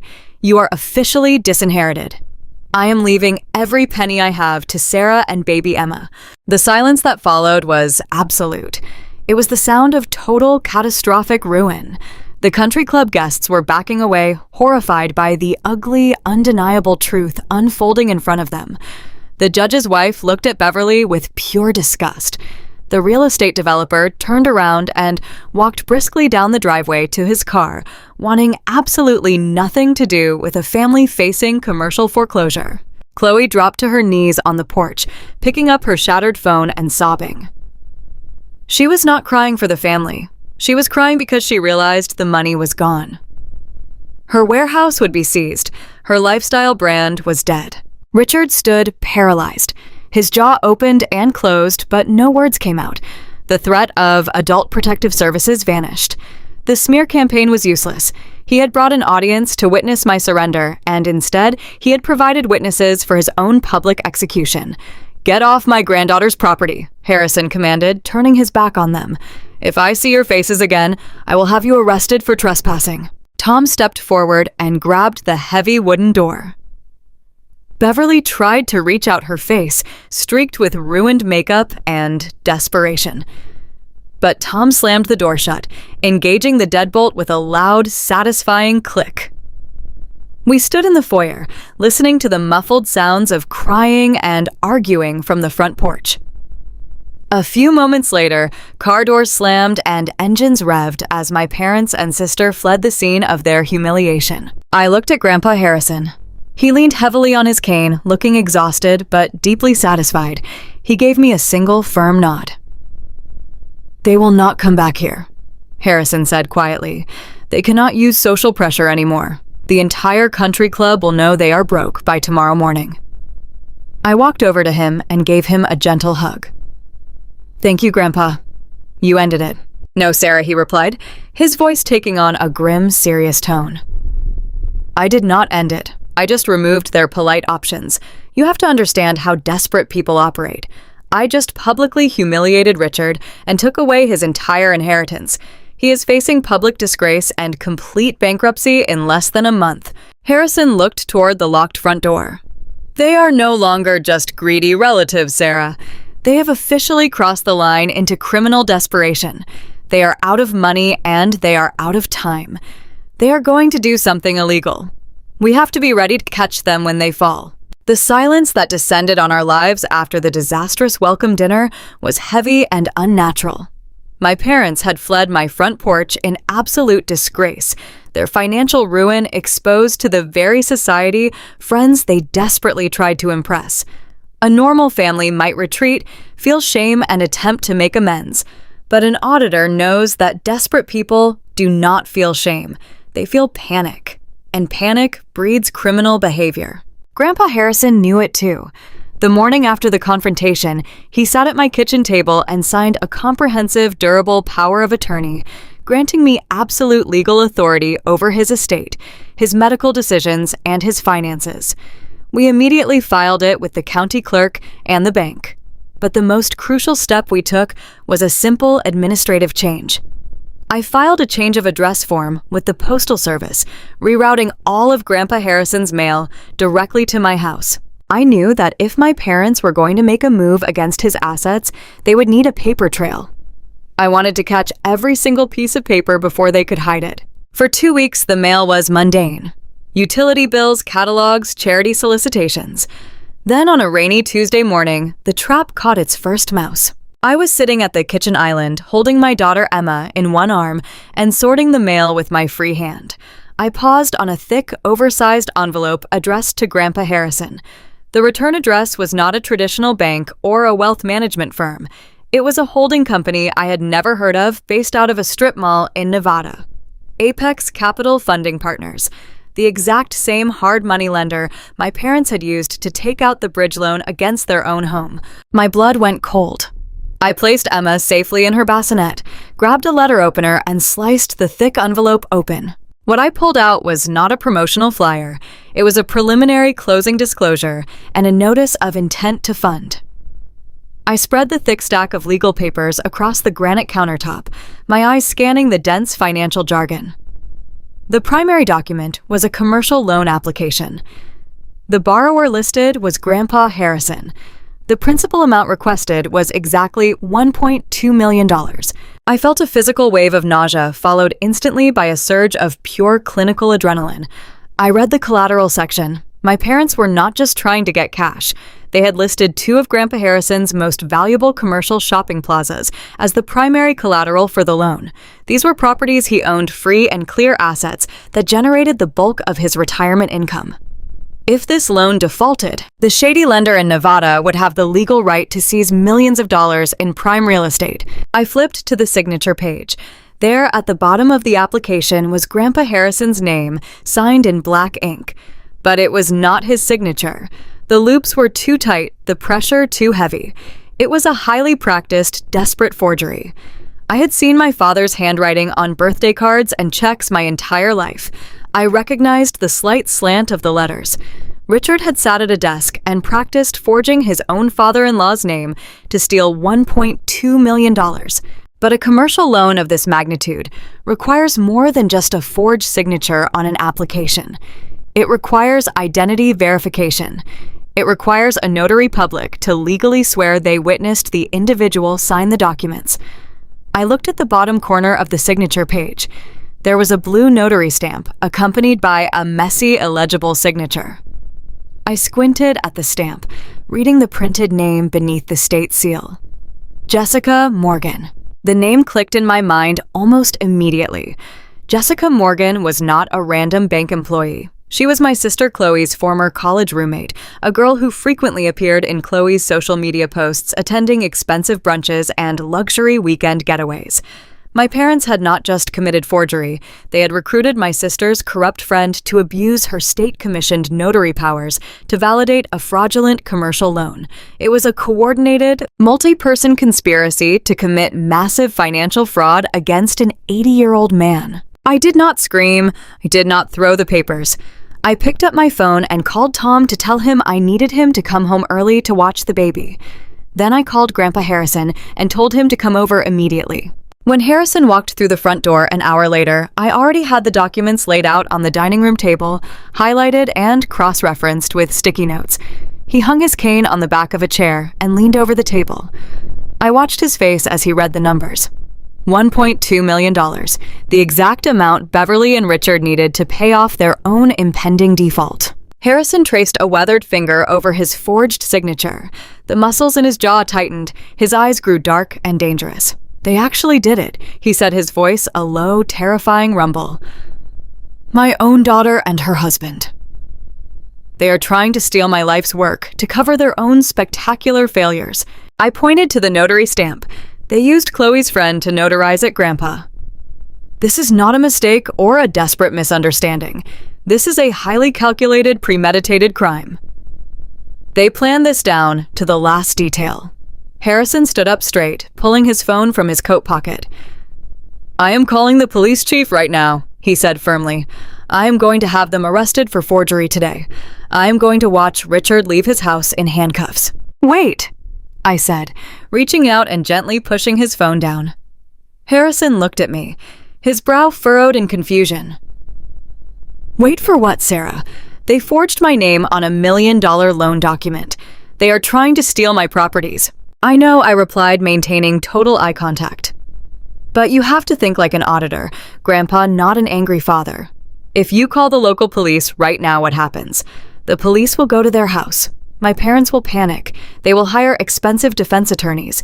They will claim they had your verbal permission. They will say it was a family misunderstanding. They will claim the notary made a clerical error. It will turn into a messy, protracted civil dispute in a local county courthouse. A sympathetic judge might look at a desperate daughter trying to save her business and let them off with probation and a slap on the wrist. Harrison frowned, his grip on the phone loosening slightly. So what are you suggesting? We just let them take out a fraudulent loan against my shopping centers. I am suggesting we let them cross the finish line. I said, my voice dropping to a whisper. Right now, this is a state-level forgery charge. It is attempted theft. But look at the lender, Grandpa.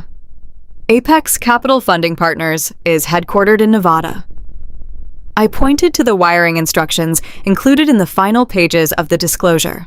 If we wait, I continued outlining the trap with surgical precision.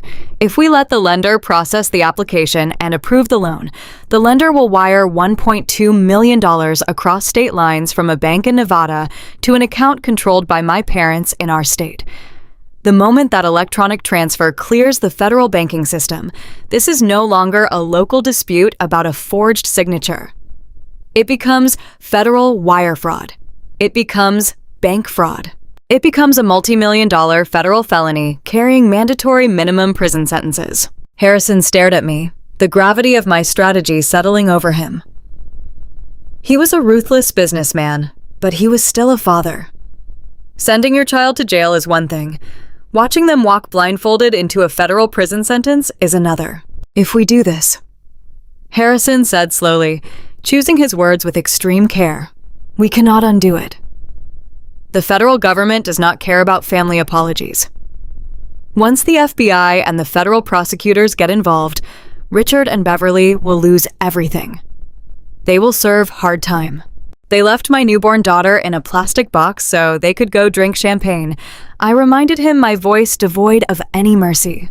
They stole $8,000 from my future. And when I stopped paying them, they tried to convince a church congregation that I was insane so they could strip you of your civil rights and steal your estate. They are not family, Grandpa. They are predators. And if we do not lock them away, they will keep coming after us until they destroy everything we have built. Harrison looked at the forged signature on the paper. He looked at the notary stamp belonging to his granddaughter's friend. He saw the sheer magnitude of the betrayal. He placed his phone back into his coat pocket. How do we control the blast radius? He asked, fully committing to the plan.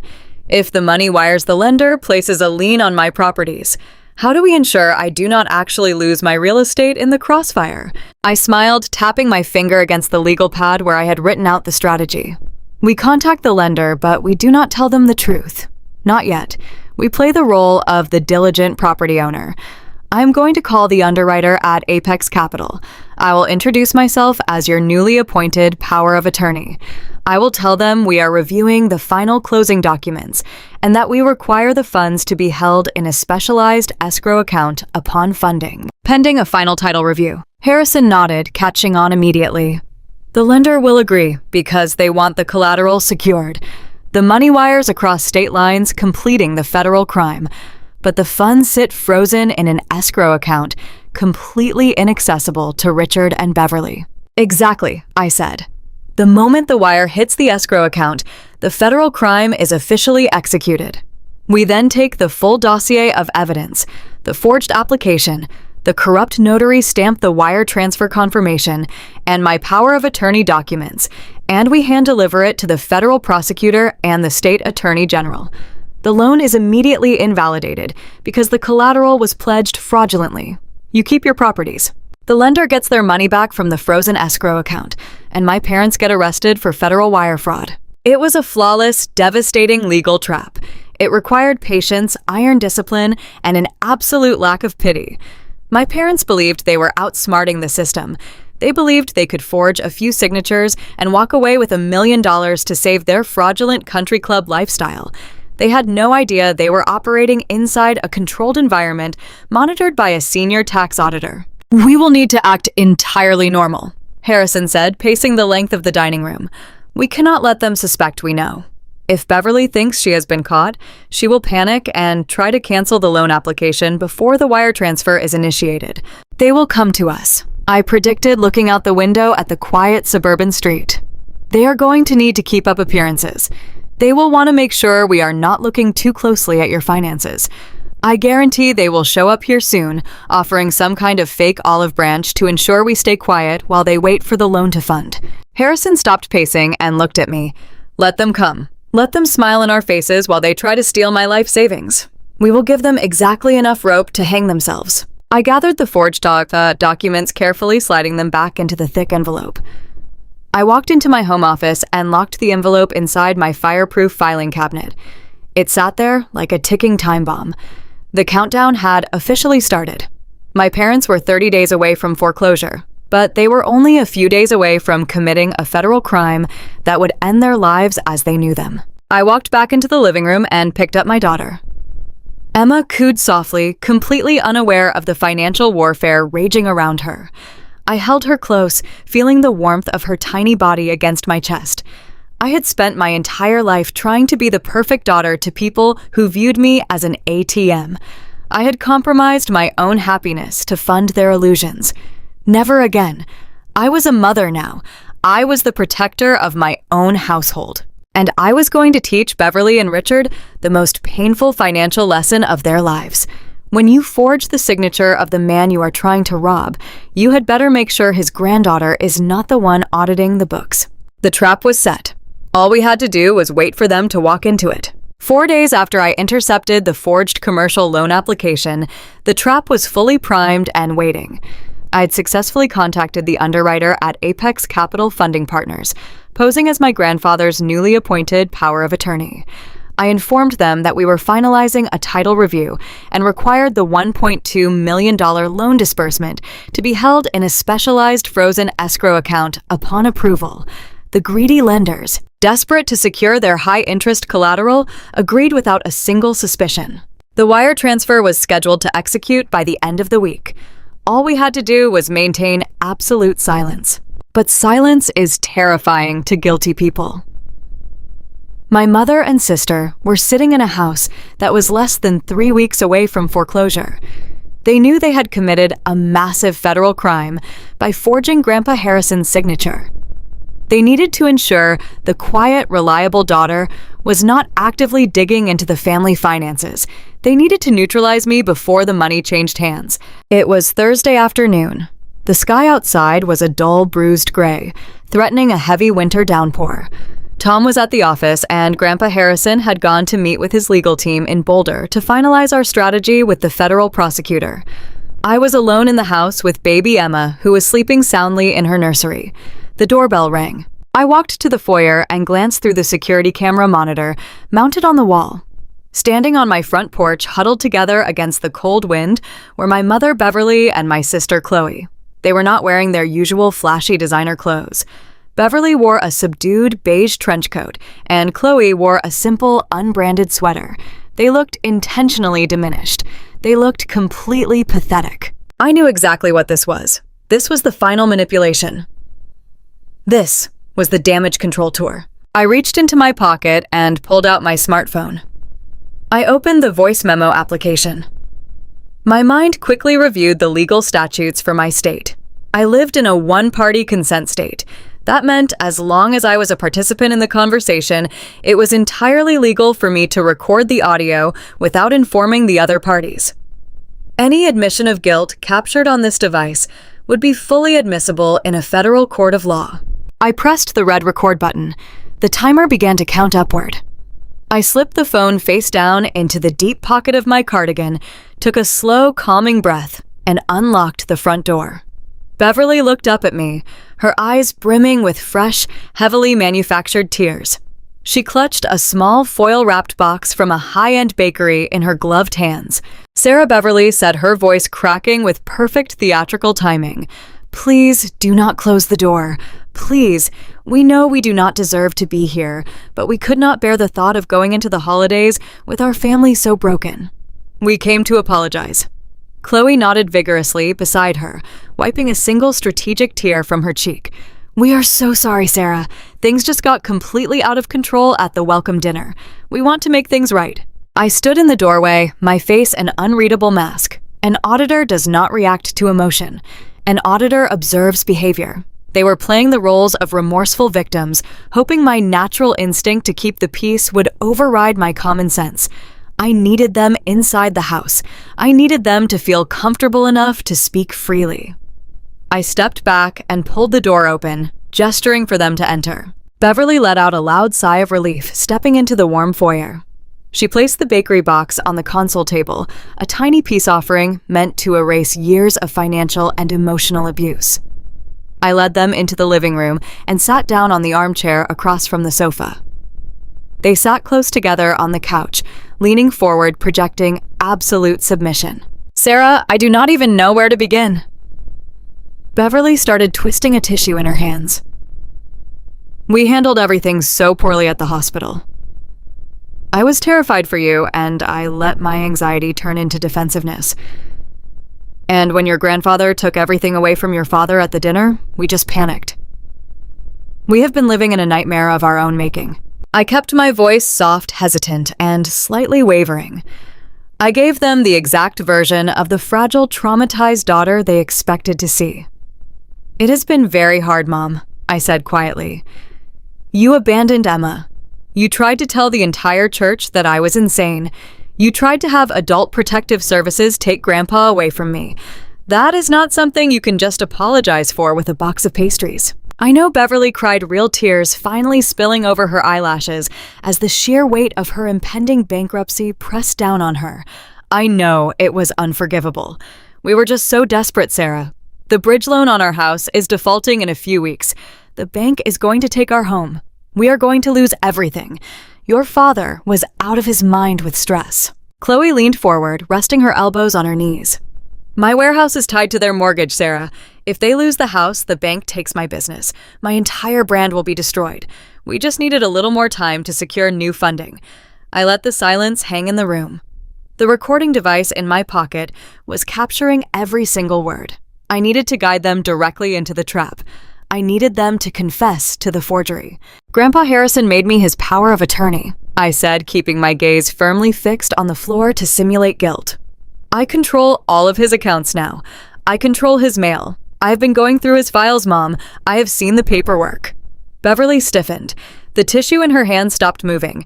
The charade of the weeping mother vanished for a fraction of a second, replaced by the sharp, terrified instinct of a criminal who realizes she might be caught. "What paperwork?" Beverly asked, her voice dropping an octave. I looked up, letting a perfect expression of naive confusion wash over my face. I saw a commercial loan application from Apex Capital Funding Partners.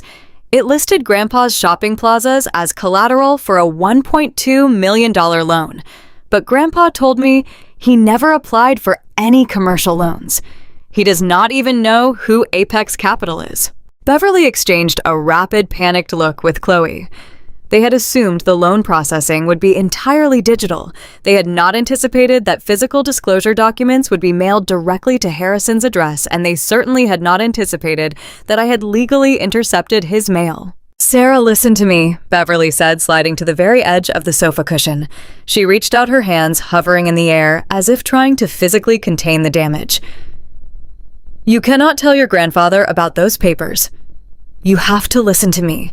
We are a family, and families protect each other." "Protect each other from what?" I asked, leaning back in my chair.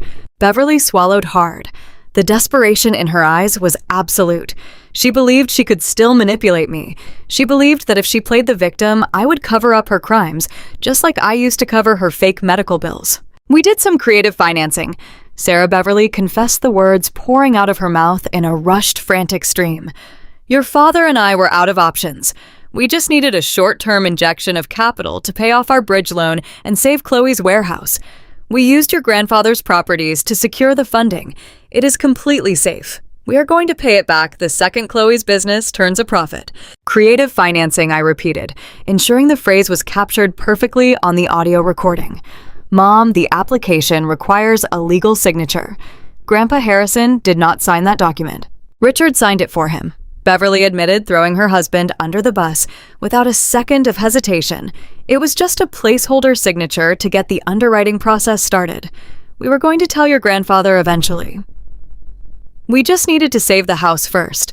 Your father was just trying to protect our family legacy." "Please, Sarah, you have the power of attorney. You can approve the transaction. You can just look the other way for a few weeks until the money clears." I looked at Chloe. "And what about the notary stamp?" I asked, my voice entirely flat. "A commercial loan requires a state-commissioned notary to verify the identity of the signer. The stamp on the paperwork belongs to Jessica Morgan." Chloe turned pale, realizing she was now directly implicated in the conspiracy. "It was just a favor," Chloe stammered, her voice shaking. "Jessica is my friend. I told her Grandpa was too sick and confused to travel to a bank branch, so Richard just signed it at our house, and I took the paperwork to Jessica to stamp later. She did not know it was fake. She just thought she was helping a sick old man. We did not want to bother him." I sat back in my chair, feeling the cold, hard certainty of total victory. I had it. I had the entire conspiracy confessed on tape. Beverly had admitted to the fraudulent use of collateral. She had admitted that Richard committed felony forgery. Chloe had admitted to orchestrating notary fraud across state lines. They had practically gift-wrapped their own federal indictments and handed them to me in my living room. I let a long, heavy silence fill the room. I looked at my mother and my sister. They were staring at me with wide, pleading eyes, waiting for me to forgive them. They were waiting for the quiet, compliant daughter to absorb their sins and shield them from the consequences. I stood up from the armchair. I looked down at them, my face devoid of any comfort or capitulation. "I hear you, Mom," I said quietly. "I understand exactly what you and Dad did." Beverly let out a massive sigh of relief, slumping back against the sofa cushions. "Oh, thank God," she breathed, pressing a hand to her chest. "I knew you would understand, Sarah. I knew you would not let our family be destroyed over a simple paperwork error.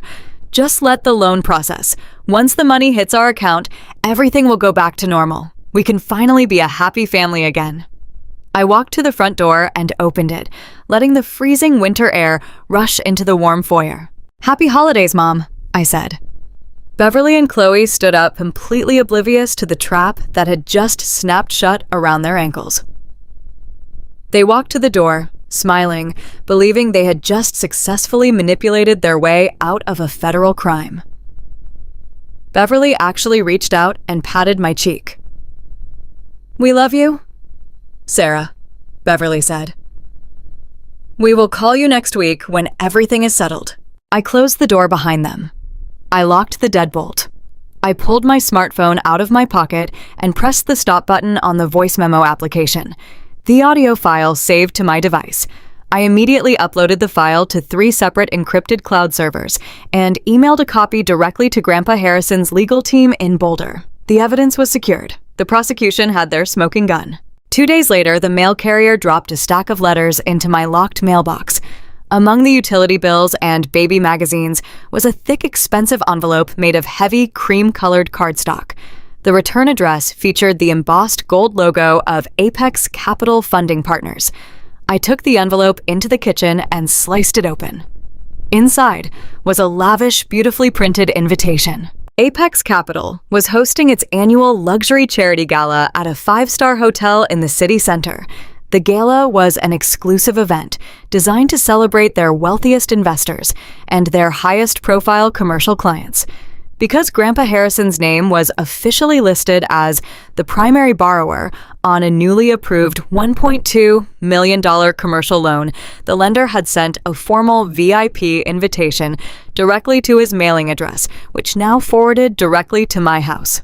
I read the details of the invitation. The gala was scheduled for this coming Saturday night. It promised a champagne reception, a silent auction, and a celebration of their newest and most lucrative commercial partnerships. I knew exactly what this meant. The loan underwriting was complete. The wire transfer was scheduled to execute by the end of the week. My parents, believing they had successfully stolen over $1 million, would absolutely be attending this gala. Beverly would not be able to resist the opportunity to put on a designer gown drink, expensive champagne, and parade around a ballroom pretending to be a wealthy, successful real estate mogul. She would want to celebrate her victory. I picked up my phone and called Grandpa Harrison. He answered on the first ring. "Grandpa," I said, staring at the gold-embossed invitation on my kitchen counter. "What are you wearing this Saturday night?" "Why do you ask?" He rumbled, the sound of papers shuffling in the background. "Because we just received a VIP invitation to a luxury charity gala hosted by Apex Capital Funding Partners," I told him. "My parents are going to be there. They are going to be celebrating the closing of their new commercial deal. I think it is only polite that the actual owner of the collateral shows up to congratulate them in person." Harrison let out a low, dark chuckle that sent a shiver of anticipation down my spine. "The federal prosecutor reviewed your audio recording this morning, Sarah. He is ready to move. Then let us give them a show they will never forget," I said. I logged onto the charity gala website and entered the VIP access code printed on the card. I typed in my name, Tom's name, and Grandpa Harrison's name. I clicked the button to officially RSVP to the event. The confirmation screen lit up, welcoming us to the party. The financial autopsy was complete. The evidence was secured. The wire fraud trap was fully operational. The only thing left to do was dress up, walk into that ballroom, and watch the authorities burn my parents' fraudulent kingdom to the ground. The grand ballroom of the Apex Capital Charity Gala was a masterpiece of manufactured opulence. Crystal chandeliers the size of small cars cast a warm golden light over the imported marble floors. A live string quartet played classical music in the corner, entirely drowned out by the clinking of champagne flutes and the loud, confident laughter of people who believed their money made them invincible. Waiters in crisp white jackets moved seamlessly through the crowd, carrying silver trays of caviar and roasted duck. It was exactly the kind of high society environment my parents lived and breathed for. It was the theater where they performed their favorite play. I stood in the shadowed alcove just outside the main ballroom doors, watching the scene unfold. Through the heavy glass panels, I had a perfect view of the center of the room. My mother, Beverly, was holding court. She was wearing a stunning floor-length sapphire gown that I knew for an absolute fact she could not afford. My father, Richard, was standing right beside her in a freshly pressed tuxedo. His chest puffed out, radiating the smug, untouchable arrogance of a man who believed he had just successfully outsmarted the universe. My sister Chloe was hovering nearby, holding her smartphone high in the air, recording videos of herself clinking glasses with wealthy local socialites to post on her business page. They were celebrating. They were celebrating the $1.2 million commercial loan they believed had just cleared the federal banking system. They thought their impending bankruptcy was cured. They thought their mansion was saved from foreclosure. They thought they had successfully stolen my grandfather's entire life savings without a single consequence. Standing directly across from my parents was the guest of honor. He was a tall, overly tanned man with slicked back hair and a tailored suit that looked just a little too aggressive. This was Gregory Preston, the senior managing partner and lead underwriter for Apex Capital Funding Partners. He was the hard money lender. He was the man who had authorized the $1.2 million wire transfer across state lines, believing he had legally secured 2 prime commercial shopping plazas as collateral. Richard slapped Gregory Preston on the shoulder, laughing loudly at some joke the lender had just told. Beverly raised her crystal flute, beaming with absolute triumph. They were parading around as the wealthy elites of the community, cementing their fraudulent status in front of every prominent judge, real estate developer, and corporate executive in the county. I looked down at the heavy black leather portfolio in my hands. Inside this portfolio was the total destruction of their entire kingdom. "Are you ready?" Tom asked quietly, stepping up close beside me. He was wearing a dark charcoal suit, looking incredibly solid and grounded. He placed a warm, reassuring hand on the small of my back. I looked at my husband, the man who had stood like a brick wall against my family's manipulation. "I am ready," I said. Grandpa Harrison stepped forward. He was dressed in a classic, immaculate black suit that commanded immediate respect.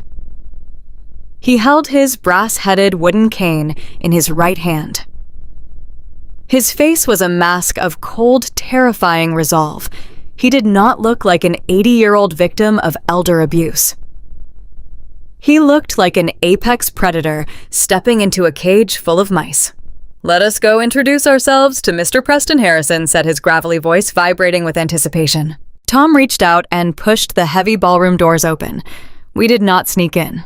We did not try to blend with the crowd. We walked directly down the center aisle of the ballroom, moving with a synchronized, deliberate pace. An auditor knows that human beings are highly attuned to shifts in power dynamics. When you walk into a room with absolute, uncompromising authority, people instinctively move out of your way. As we stepped onto the marble floor, the conversations nearest to the door began to falter.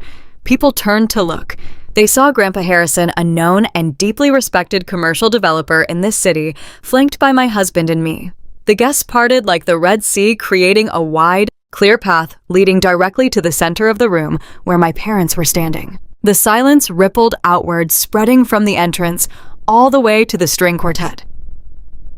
The music did not stop, but it suddenly felt incredibly out of place against the heavy, suffocating tension rolling through the crowd.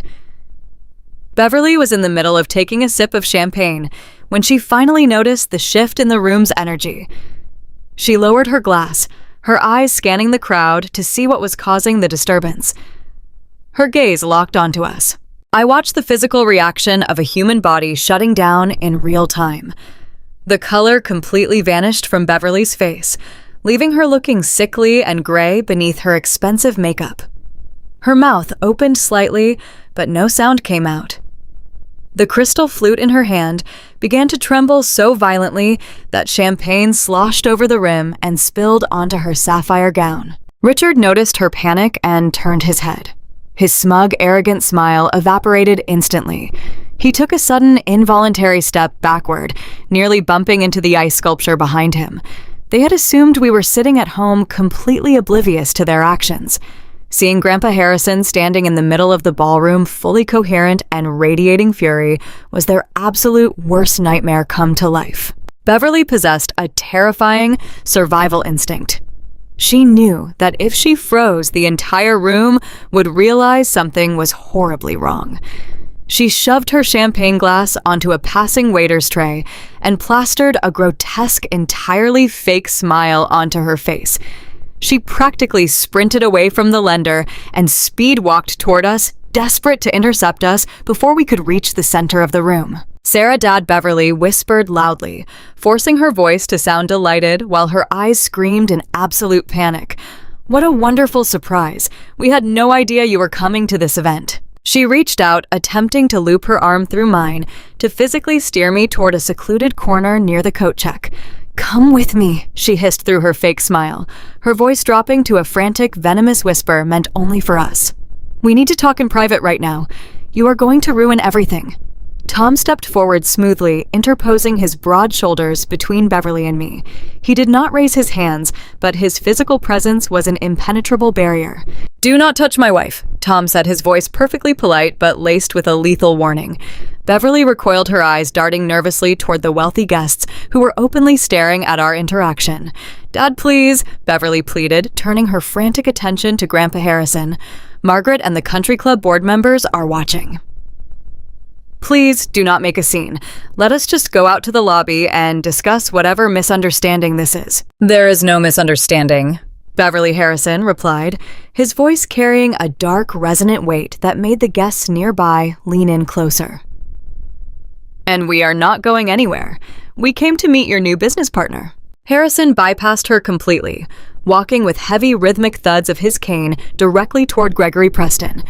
Tom and I followed right behind him, leaving Beverly standing completely paralyzed in the middle of the aisle. Richard was frozen next to the lender, looking like a man standing on the trapdoor of a gallows, waiting for the lever to be pulled. Mr. Preston was watching our approach with a look of mild confusion. He was a hard money lender, a man accustomed to dealing with desperate people and ruthless transactions. He clearly recognized Grandpa Harrison by reputation, but he could not understand why the wealthy patriarch was crashing a charity gala. Harold Harrison Preston said, plastering on a slick professional smile and extending his hand. "It is an absolute honor to have you here tonight. Richard was just telling me that you were feeling under the weather and resting at home." Harrison did not take the offered hand. He simply stopped 2 feet away from the lender and stared at him. The silence was agonizing. Richard looked like he was about to pass out. "I am not feeling under the weather, Mr. Preston Harrison said coldly, "and Richard does not speak for me. In fact, Richard does not speak for my estate in any legal or personal capacity. I believe you need to speak with my granddaughter. She handles all of my corporate audits." I stepped forward, moving smoothly past my father. I did not look at Richard. I did not acknowledge his existence. I focused entirely on the lender. "Good evening, Mr. Preston," I said, keeping my tone crisp, professional, and entirely devoid of emotion. "My name is Sarah. I am the legally appointed and recorded power of attorney for Harold Harrison and his entire commercial real estate portfolio." Preston dropped his extended hand, his slick smile faltering. "Power of attorney," he repeated, glancing quickly at Richard. "Richard told me he was managing the family assets. We just closed a major commercial bridge loan this afternoon. The wire transfer initiated 3 hours ago." I know, I replied. I am the one who called your underwriting department and requested that the $1.2 million disbursement be routed into a frozen escrow account pending a final title review. Preston frowned, his chest puffing out slightly as his aggressive business instincts kicked in. Yes, my team informed me of that condition, but I was told that was just a standard family compliance check. The collateral is fully secured. We have the signed application and the notarized deeds of trust. I lifted the heavy black leather portfolio. I unzipped the top and pulled out a thick certified stack of legal documents. I did not hand them over in a hurried or aggressive manner. I presented them exactly the way an auditor hands over a notice of catastrophic tax fraud to a corporate client. I held them out, forcing Preston to take them in front of the entire silent ballroom. Mr. Preston, I highly advise you to instruct your banking institution to recall that wire transfer immediately, I said, my voice carrying clearly through the quiet room. The documents you are holding represent the true recorded legal status of the 2 commercial shopping plazas my parents attempted to pledge as collateral for your $1.2 million loan. Preston opened the folder. He flipped to the first page. His eyes scanned the heavy legal text. As you can see by the county clerk's seal, I explained calmly, maintaining total control of the narrative. Those properties are locked inside an irrevocable trust. Grandpa Harrison transferred them into that trust over a year ago. The terms of the trust explicitly state that the properties cannot be mortgaged, sold, or used as collateral by any party other than the designated trustee. Richard and Beverly are not trustees. They have absolutely no legal claim to that real estate. Preston stopped reading.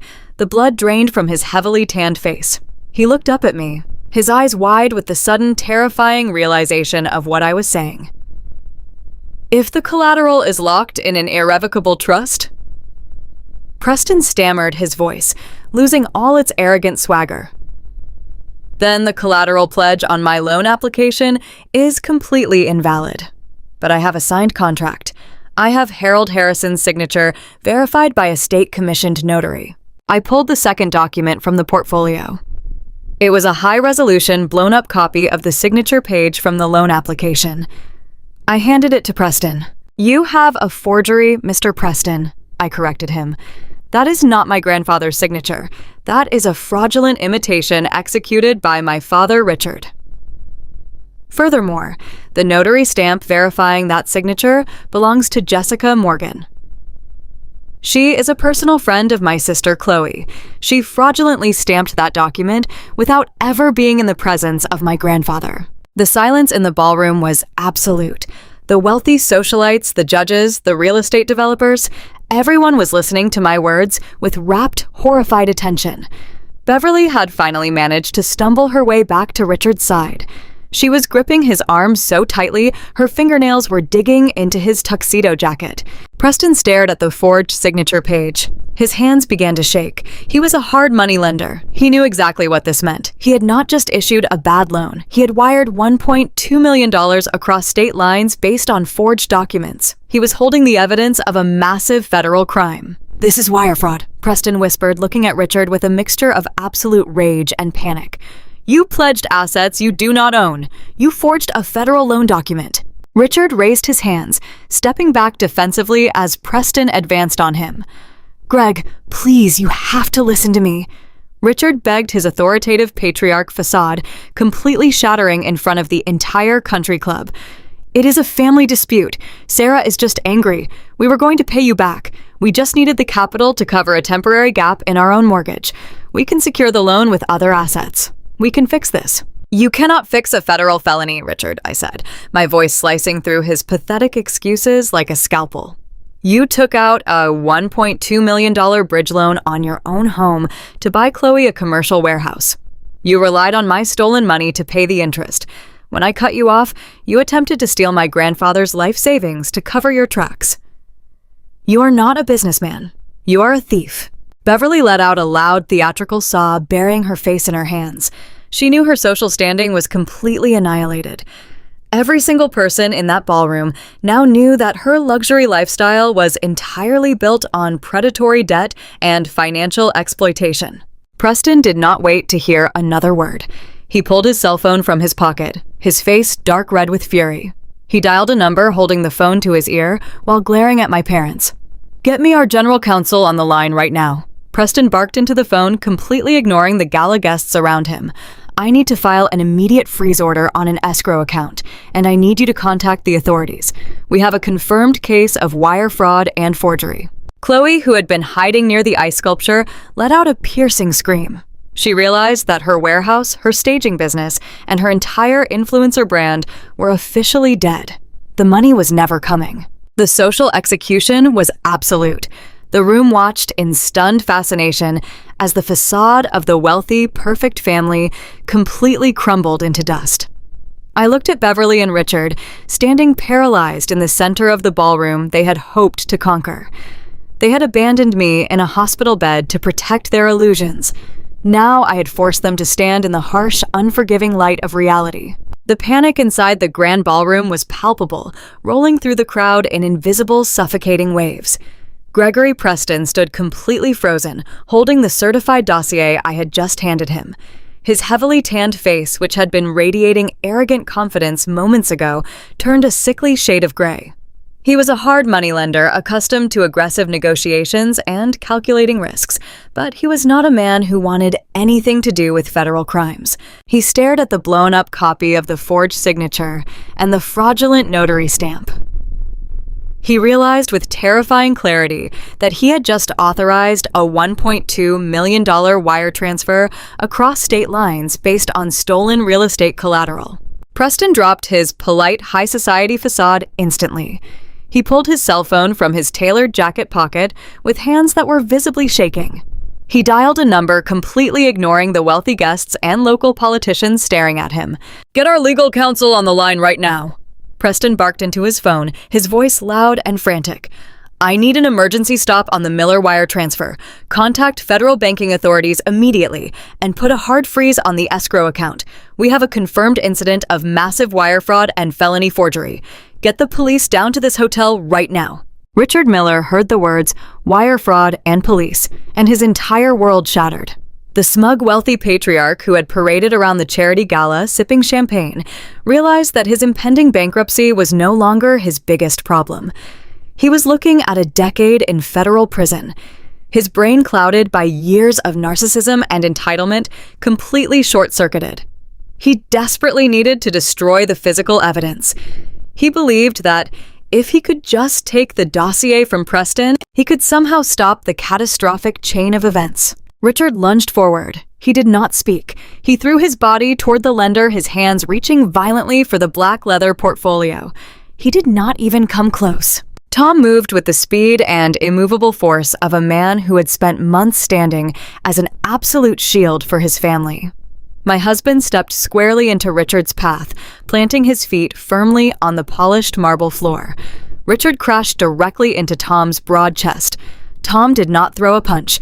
He simply grabbed Richard by the lapels of his expensive tuxedo and shoved him forcefully backward. Richard stumbled awkwardly, his dress shoes slipping on the smooth marble. He crashed backward into a tall cocktail table covered in crystal champagne flutes. The table tipped, sending dozens of glasses shattering onto the ground. The sharp, violent sound of breaking glass echoed like a gunshot through the silent ballroom. The wealthy guests gasped and stepped back in horror, forming a wide circle around my family. "Do not ever reach for those documents again," Tom warned. His voice was low, vibrating with a protective fury that made Richard freeze in place. "You are done bullying this family, Richard. Your days of intimidating my wife are officially over." Beverly let out a high-pitched shriek.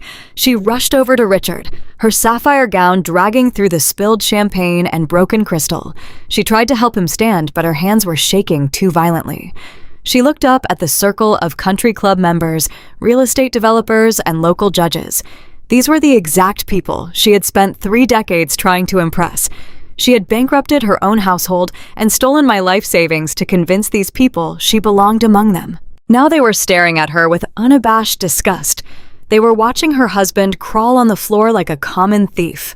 While Tom held the line and Richard scrambled among the broken glass, Grandpa Harrison turned his back on the pathetic scene. He did not look at his daughter or his son-in-law.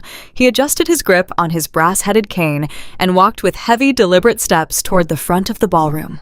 A small raised stage had been set up near the string quartet for the upcoming charity auction. A microphone stood ready on a wooden podium. The musicians had stopped playing moments ago, paralyzed by the drama unfolding in the center of the room. Grandpa Harrison walked directly up the 3 carpeted steps onto the stage. He approached the podium and grasped the microphone with his large, weathered hand. A sharp screech of audio feedback pierced the air, instantly silencing the remaining murmurs in the vast ballroom. Every single eye in the venue turned to look at the 80-year-old patriarch. "Ladies and gentlemen," Harrison began. His gravelly, resonant voice filled every corner of the room, broadcasting through the high-quality sound system. "I apologize for interrupting your evening of celebration. My name is Harold Harrison. I have spent 40 years building commercial properties in this city. I have done business with many of you in this room. I have always believed that a man's reputation is built on his integrity, his honesty, and his commitment to his family." He paused, his sharp eyes sweeping across the crowd before locking directly onto Beverly and Richard, who were still cowering near the shattered cocktail table. "Unfortunately," Harrison continued, his voice dropping into a register of absolute, terrifying coldness, "integrity is not a trait that can be inherited. The man and woman you see standing in the center of this room are my daughter Beverly and my son-in-law, Richard. They came to this gala tonight to celebrate a new business venture.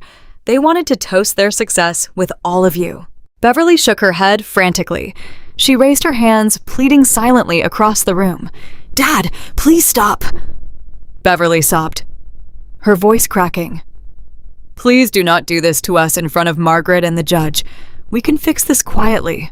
We are a family." Harrison ignored her completely. He leaned closer to the microphone, his posture unyielding. "They are not celebrating a business venture tonight," Harrison announced to the hushed crowd. "They are celebrating a felony." Over the past 9 years, Richard and Beverly secretly extorted over $600,000 from my granddaughter Sarah. They forced her to pay their debts while she believed she was saving my life. When she discovered their fraud and cut off their funding, they realized their luxury lifestyle was 30 days away from foreclosure. A collective murmur of shock rippled through the high society guests. The judge's wife, whom Beverly had so desperately tried to impress at my front porch, just days earlier actually covered her mouth and took 3 steps away from my mother. To save themselves from bankruptcy, Harrison declared, his voice rising in volume and power. Richard and Beverly forged my signature on a commercial loan application. They secured a corrupt notary to stamp fraudulent documents. They attempted to pledge 2 of my commercial shopping plazas as collateral to steal $1.2 million. They committed wire fraud across state lines. Richard dropped his head into his hands, realizing that his social and professional life was being publicly dismantled piece by piece. There was no coming back from this. He could never show his face in this city again. "I am not a man who handles thieves quietly," Harrison stated, gripping the edges of the wooden podium. "I do not care if the thieves share my bloodline." This afternoon, my legal team handed over a complete certified dossier of evidence to the state prosecutor and the federal banking authorities. We provided the forged documents. We provided the financial audits prepared by my brilliant granddaughter. We provided clear, legally recorded audio tapes of Beverly confessing to the entire criminal conspiracy. I have formally requested that the authorities pursue maximum charges for elder financial abuse, wire fraud, and felony forgery. Beverly let out a guttural, agonizing scream. She dropped to her knees on the marble floor, her expensive gown pooling around her. She reached her hands out toward the crowd, desperately searching for a friendly face, someone who would step in and defend her. "He is confused," Beverly wailed, tears streaming down her face and ruining her expensive makeup. "He has dementia. My father is sick and his mind is failing him. My daughter Sarah is manipulating him to steal our family estate. You have to believe me." No one moved to help her. No one offered a comforting hand. The crowd stared at her with a mixture of pity and supreme disgust. They looked at Grandpa Harrison, who was standing tall and commanding on the stage, speaking with the absolute clarity of a man in full possession of his faculties. It was abundantly clear who the real criminals were in this room. As Beverly continued to sob on the floor, the heavy double doors at the main entrance of the ballroom swung open. The sound was loud enough to draw the attention of the entire crowd. A team of 6 uniformed police officers and 2 plainclothes detectives marched into the venue. They were moving with a brisk, tactical purpose.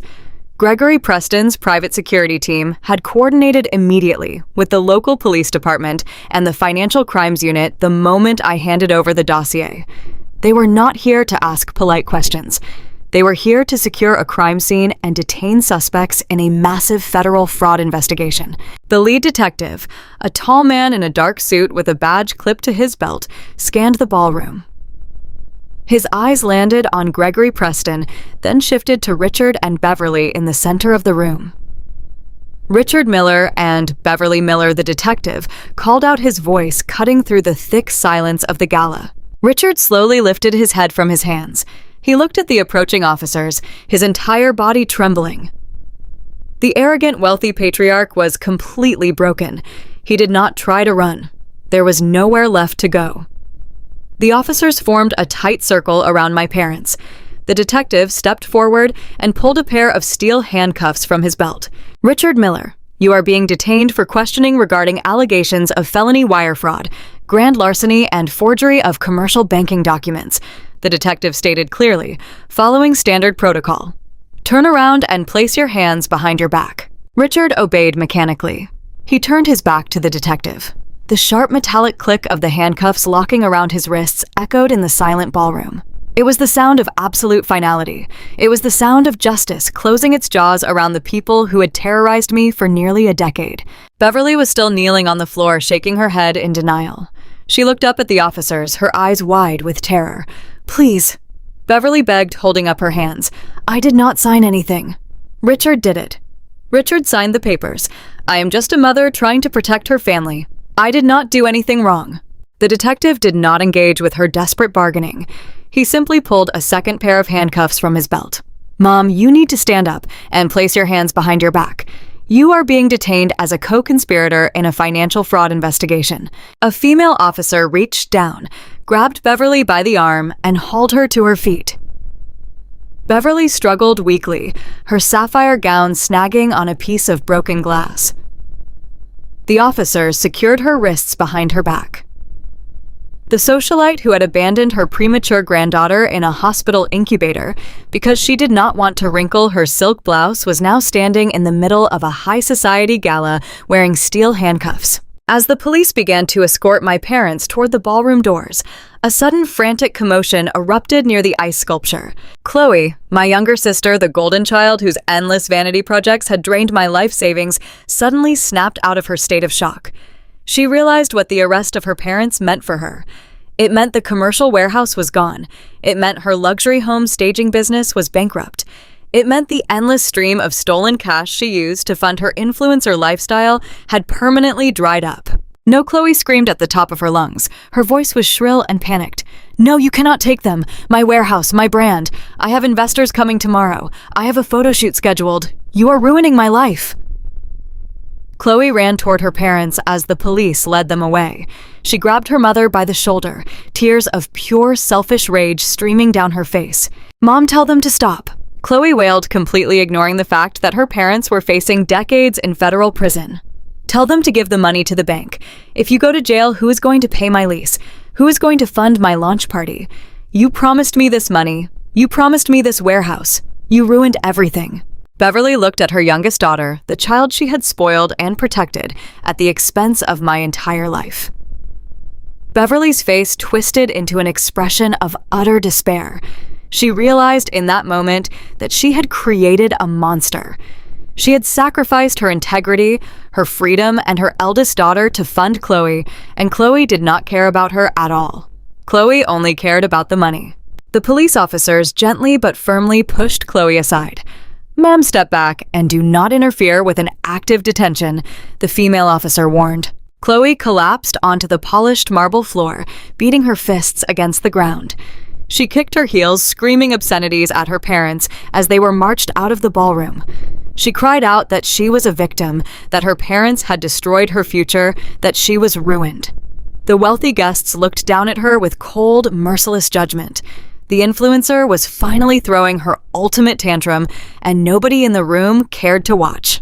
I stood quietly beside Tom, holding the black leather portfolio against my chest. I watched the heavy ballroom doors close behind my parents and the police escort. I watched Chloe hyperventilating on the floor, surrounded by broken glass and spilled champagne. Grandpa Harrison stepped down from the stage and walked slowly back to where we stood. He stopped beside me, resting both of his hands on the smooth brass head of his cane. He looked at the empty doorway, then down at the ruined, screaming younger sister I had left behind. "It is done," Sarah Harrison said quietly. His voice carried a profound sense of closure. "The rot has been cut out. The foundation is clean." I nodded, leaning my head against Tom's solid shoulder. I felt an incredible, overwhelming sense of peace wash over my entire body. I thought about the night I woke up in the intensive care unit, bleeding and alone, realizing that the people who were supposed to love me viewed me only as an automated bank transfer. I had spent my entire adult life trying to be the perfect, reliable daughter. I had compromised my own financial security and the future of my own child to keep them afloat. But an auditor knows that when a ledger is built on a foundation of lies, it will eventually collapse. I had simply provided the mathematics required to bring their fraudulent kingdom crashing down. "Let us go home," Tom said gently, wrapping his arm around my waist and pressing a warm kiss into my hair. "Emma is waiting for us." "Yes," I smiled, feeling the truth of those words settle deep into my soul. "Let us go home." I turned my back on the ballroom, leaving the broken pieces of my former family behind, and walked out into the cool, clear night to begin my real life. 3 months passed since the night the police marched my parents out of the grand ballroom in steel handcuffs. The turning of the seasons brought a crisp, clean spring breeze to our city, washing away the bitter, freezing winter that had defined the hardest period of my life. For me, the last 90 days were a masterclass in profound peace. For my parents, they were a masterclass in total catastrophic ruin. The financial house of cards they had spent 3 decades building finally collapsed under its own fraudulent weight, and the resulting destruction was absolute. As I predicted, the hard money lender did not show an ounce of mercy. Apex Capital Funding Partners immediately accelerated the terms of the original bridge loan. Because my parents failed to make the required $6,000 interest payment, the loan went into full default. The lender initiated aggressive foreclosure proceedings against their sprawling manicured mansion. Beverly and Richard tried to fight it in court, but they had absolutely no capital left to hire competent defense attorneys. Their remaining bank accounts were frozen by federal investigators due to the pending wire fraud charges. Exactly 30 days after the charity gala, the bank formally seized the property. I heard about the eviction from a former neighbor who called me practically whispering with morbid fascination. She told me that a cheap discount moving company arrived at my parents' house on a Tuesday morning. The movers tossed Beverly's expensive imported furniture and designer clothing bags into the back of a rented truck, while the entire neighborhood watched from behind their luxury curtains. My parents were forced to move into a tiny, dilapidated, 2-bedroom rental apartment on the extreme outskirts of the county. But losing their mansion was only the beginning of their punishment. The social excommunication was far more devastating to my mother than the financial ruin. The country club board of directors convened an emergency meeting the morning after the charity gala. They permanently revoked Beverly and Richard's membership, citing the public arrest and the moral turpitude clause in their organizational bylaws. The community church followed suit. Pastor Miller, who had been completely humiliated when he realized he was used as a pawn in an elder abuse conspiracy, personally asked my parents to find a new congregation. The wealthy socialites who used to attend Beverly's lavish dinner parties completely ostracized her. When my mother walked into the local grocery store, people she had known for 20 years would turn their shopping carts around and walk down a different aisle just to avoid acknowledging her existence. She was a social ghost haunting a town that had completely rejected her. Richard did not fare any better. The federal prosecutor took one look at the certified dossier I provided, reviewed the recorded audio confession of my mother, and brought the absolute maximum charges available under the law. My father was formally indicted on multiple felony counts, including wire fraud, bank fraud, and forgery of commercial banking documents. The corrupt notary, Jessica Morgan, folded under federal pressure within 48 hours. She accepted a plea deal and agreed to testify against my parents in exchange for a lighter sentence. Richard is currently awaiting trial, but his public defender has already warned him that he is looking at a mandatory minimum sentence of 7 to 10 years in a federal penitentiary. The arrogant, untouchable patriarch is now just a terrified old man facing the very real consequences of stealing from his own family. And then there was Chloe, the golden child, the sister who never had emergencies because she always had my bank account to catch her when she fell. When the hard money lender foreclosed on my parents' house, they also legally seized the commercial warehouse that had been cross-collateralized in the loan agreement. Chloe arrived at her luxury home staging business one morning to find the heavy doors padlocked and a bank foreclosure notice taped to the front window. Her business went bankrupt overnight because she had no actual revenue and no wealthy parents left to subsidize her lifestyle. Her entire influencer brand evaporated into thin air. She tried to keep up appearances on social media for a few weeks, posting old photos from her luxury vacations, but the internet is incredibly perceptive.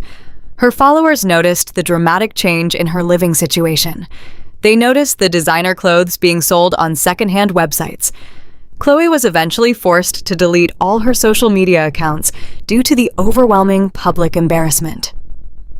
The last I heard from a mutual acquaintance, my 30-year-old sister was working a minimum wage retail job at a local shopping mall, folding sweaters and taking orders from a manager who is 10 years younger than her. She has to ride the public bus to work because her leased luxury vehicle was repossessed by the dealership. She finally learned what it feels like to live in the real world, the world where you actually have to work to survive, and nobody is coming to save you. I did not feel sorry for any of them. A professional auditor does not feel sympathy for an embezzler who finally gets caught. The ledger was balanced, the debts were categorized, and the accounts were permanently closed. I sat on my back porch feeling the warm afternoon sun on my face. The gentle breeze rustled the bright green leaves of the large oak tree in our backyard. It was a perfectly quiet, delightfully boring Saturday afternoon. There were no frantic phone calls demanding money to cover a fraudulent emergency. There were no manipulative guilt trips. There were no manufactured crises designed to drain my energy and my savings. There was only the sound of birds singing and the soft, happy cooing of my baby daughter. Tom walked out through the sliding glass door, carrying a wooden tray with 2 tall glasses of iced tea. He set the tray down on the small patio table and took a seat in the comfortable wicker chair next to me. He leaned over and kissed my temple, his physical presence a constant, unbreakable source of comfort and security. He did not say anything, and he did not need to. We had fought a brutal financial and emotional war together, and we had successfully won our peace. I looked out across the green lawn. Grandpa Harrison was sitting on a padded garden bench under the protective shade of the oak tree. He was wearing his comfortable weekend sweater, his wooden cane resting gently against the armrest. He was holding baby Emma securely against his chest. Emma was 3 months old now, healthy and thriving, her tiny hands reaching up to playfully grasp the soft fabric of her great-grandfather's shirt. Harrison was smiling a wide, genuine smile that crinkled the corners of his eyes and smoothed out the hard lines on his face. He was speaking softly to her, telling her stories about the magnificent buildings he used to construct and the beautiful, secure legacy he was leaving behind just for her. Watching them, a profound sense of clarity washed over my entire being. I reflected on that terrifying night in the hospital intensive care unit. I remembered waking up in excruciating physical pain, discovering that my parents had abandoned my premature daughter in a plastic incubator because they wanted to attend a social party and drink champagne. At the time, the sheer cruelty of that betrayal felt like a fatal wound. It felt like the solid ground had completely vanished beneath my feet. But sitting here now, feeling the warmth of the sun and the safety of my home, I realized that the hospital betrayal was the absolute greatest gift my parents ever gave me. That moment of unbearable cruelty was the catalyst that finally woke me up. It completely shattered the toxic illusion I had spent my entire adult life desperately trying to maintain. For 9 years, I had compromised my own happiness, delayed my own dreams, and sacrificed my own financial security because I believed that being the strong, dependable daughter would eventually earn me their unconditional love. I falsely believed that my hard-earned money could buy their respect. I was so incredibly wrong. The people who demand that you constantly sacrifice yourself for their comfort do not love you. They view your strength as a convenient utility. They view your loyalty as an endless blank check. They will systematically drain you dry, and when you finally collapse from the crushing weight of carrying them, they will step over your body and complain that you are no longer useful to their needs. Severing that toxic cord was the hardest thing I have ever done, but it was the only way to save myself and my new family. I had to let my parents' fraudulent kingdom burn to the ground so that I could build a real, impenetrable fortress for my own household. The toxicity, the emotional manipulation, the constant undercurrent of financial anxiety had been completely excised from my life. It was gone, surgically removed, and permanently discarded into the past. I looked at Tom, who was watching our beautiful daughter with absolute devotion and pride shining in his eyes. I looked at Grandpa Harrison, a formidable man who had driven his truck through a blinding winter blizzard just to stand guard over my hospital bed. I looked at Emma, a sweet, innocent child who would never know what it feels like to be treated as a financial burden. This was my true family. Family is not determined by biological relation or shared last names. Family is determined by who actually shows up when the bleeding starts. Family is determined by who stands shoulder to shoulder with you when the enemy is aggressively beating at the gates. I picked up my glass of iced tea from the patio table and took a slow, refreshing sip. The air tasted remarkably sweeter. The vibrant colors of the yard looked sharper and brighter. I was no longer a human bank account. I was no longer the forgotten, reliable daughter carrying the suffocating weight of ungrateful people. I was a mother, a wife, a granddaughter, and a highly skilled auditor who had successfully balanced the books of her own life. The massive debts were settled in full. The emotional liabilities were erased, and my heart was finally permanently at peace. If you are listening to this story right now, I want you to take a long, hard look at the people you are currently carrying. The biggest mistake you can make in this life is believing that being needed is the exact same thing as being loved. Family is built on mutual respect, unwavering emotional support, and genuine care, not on financial extortion and psychological manipulation. The day you stop acting as a human bank account for people who completely refuse to grow up is the very day your real life actually begins. You do not owe your future or your peace of mind to people who only treat you like a utility. Have you ever had to cut off a toxic family member who saw you as nothing but an ATM? Drop a comment below with your city and the time you are watching this video. If Sarah's story resonated with you, please hit that like button and subscribe to the channel so you never miss a story where the quiet ones finally close the account.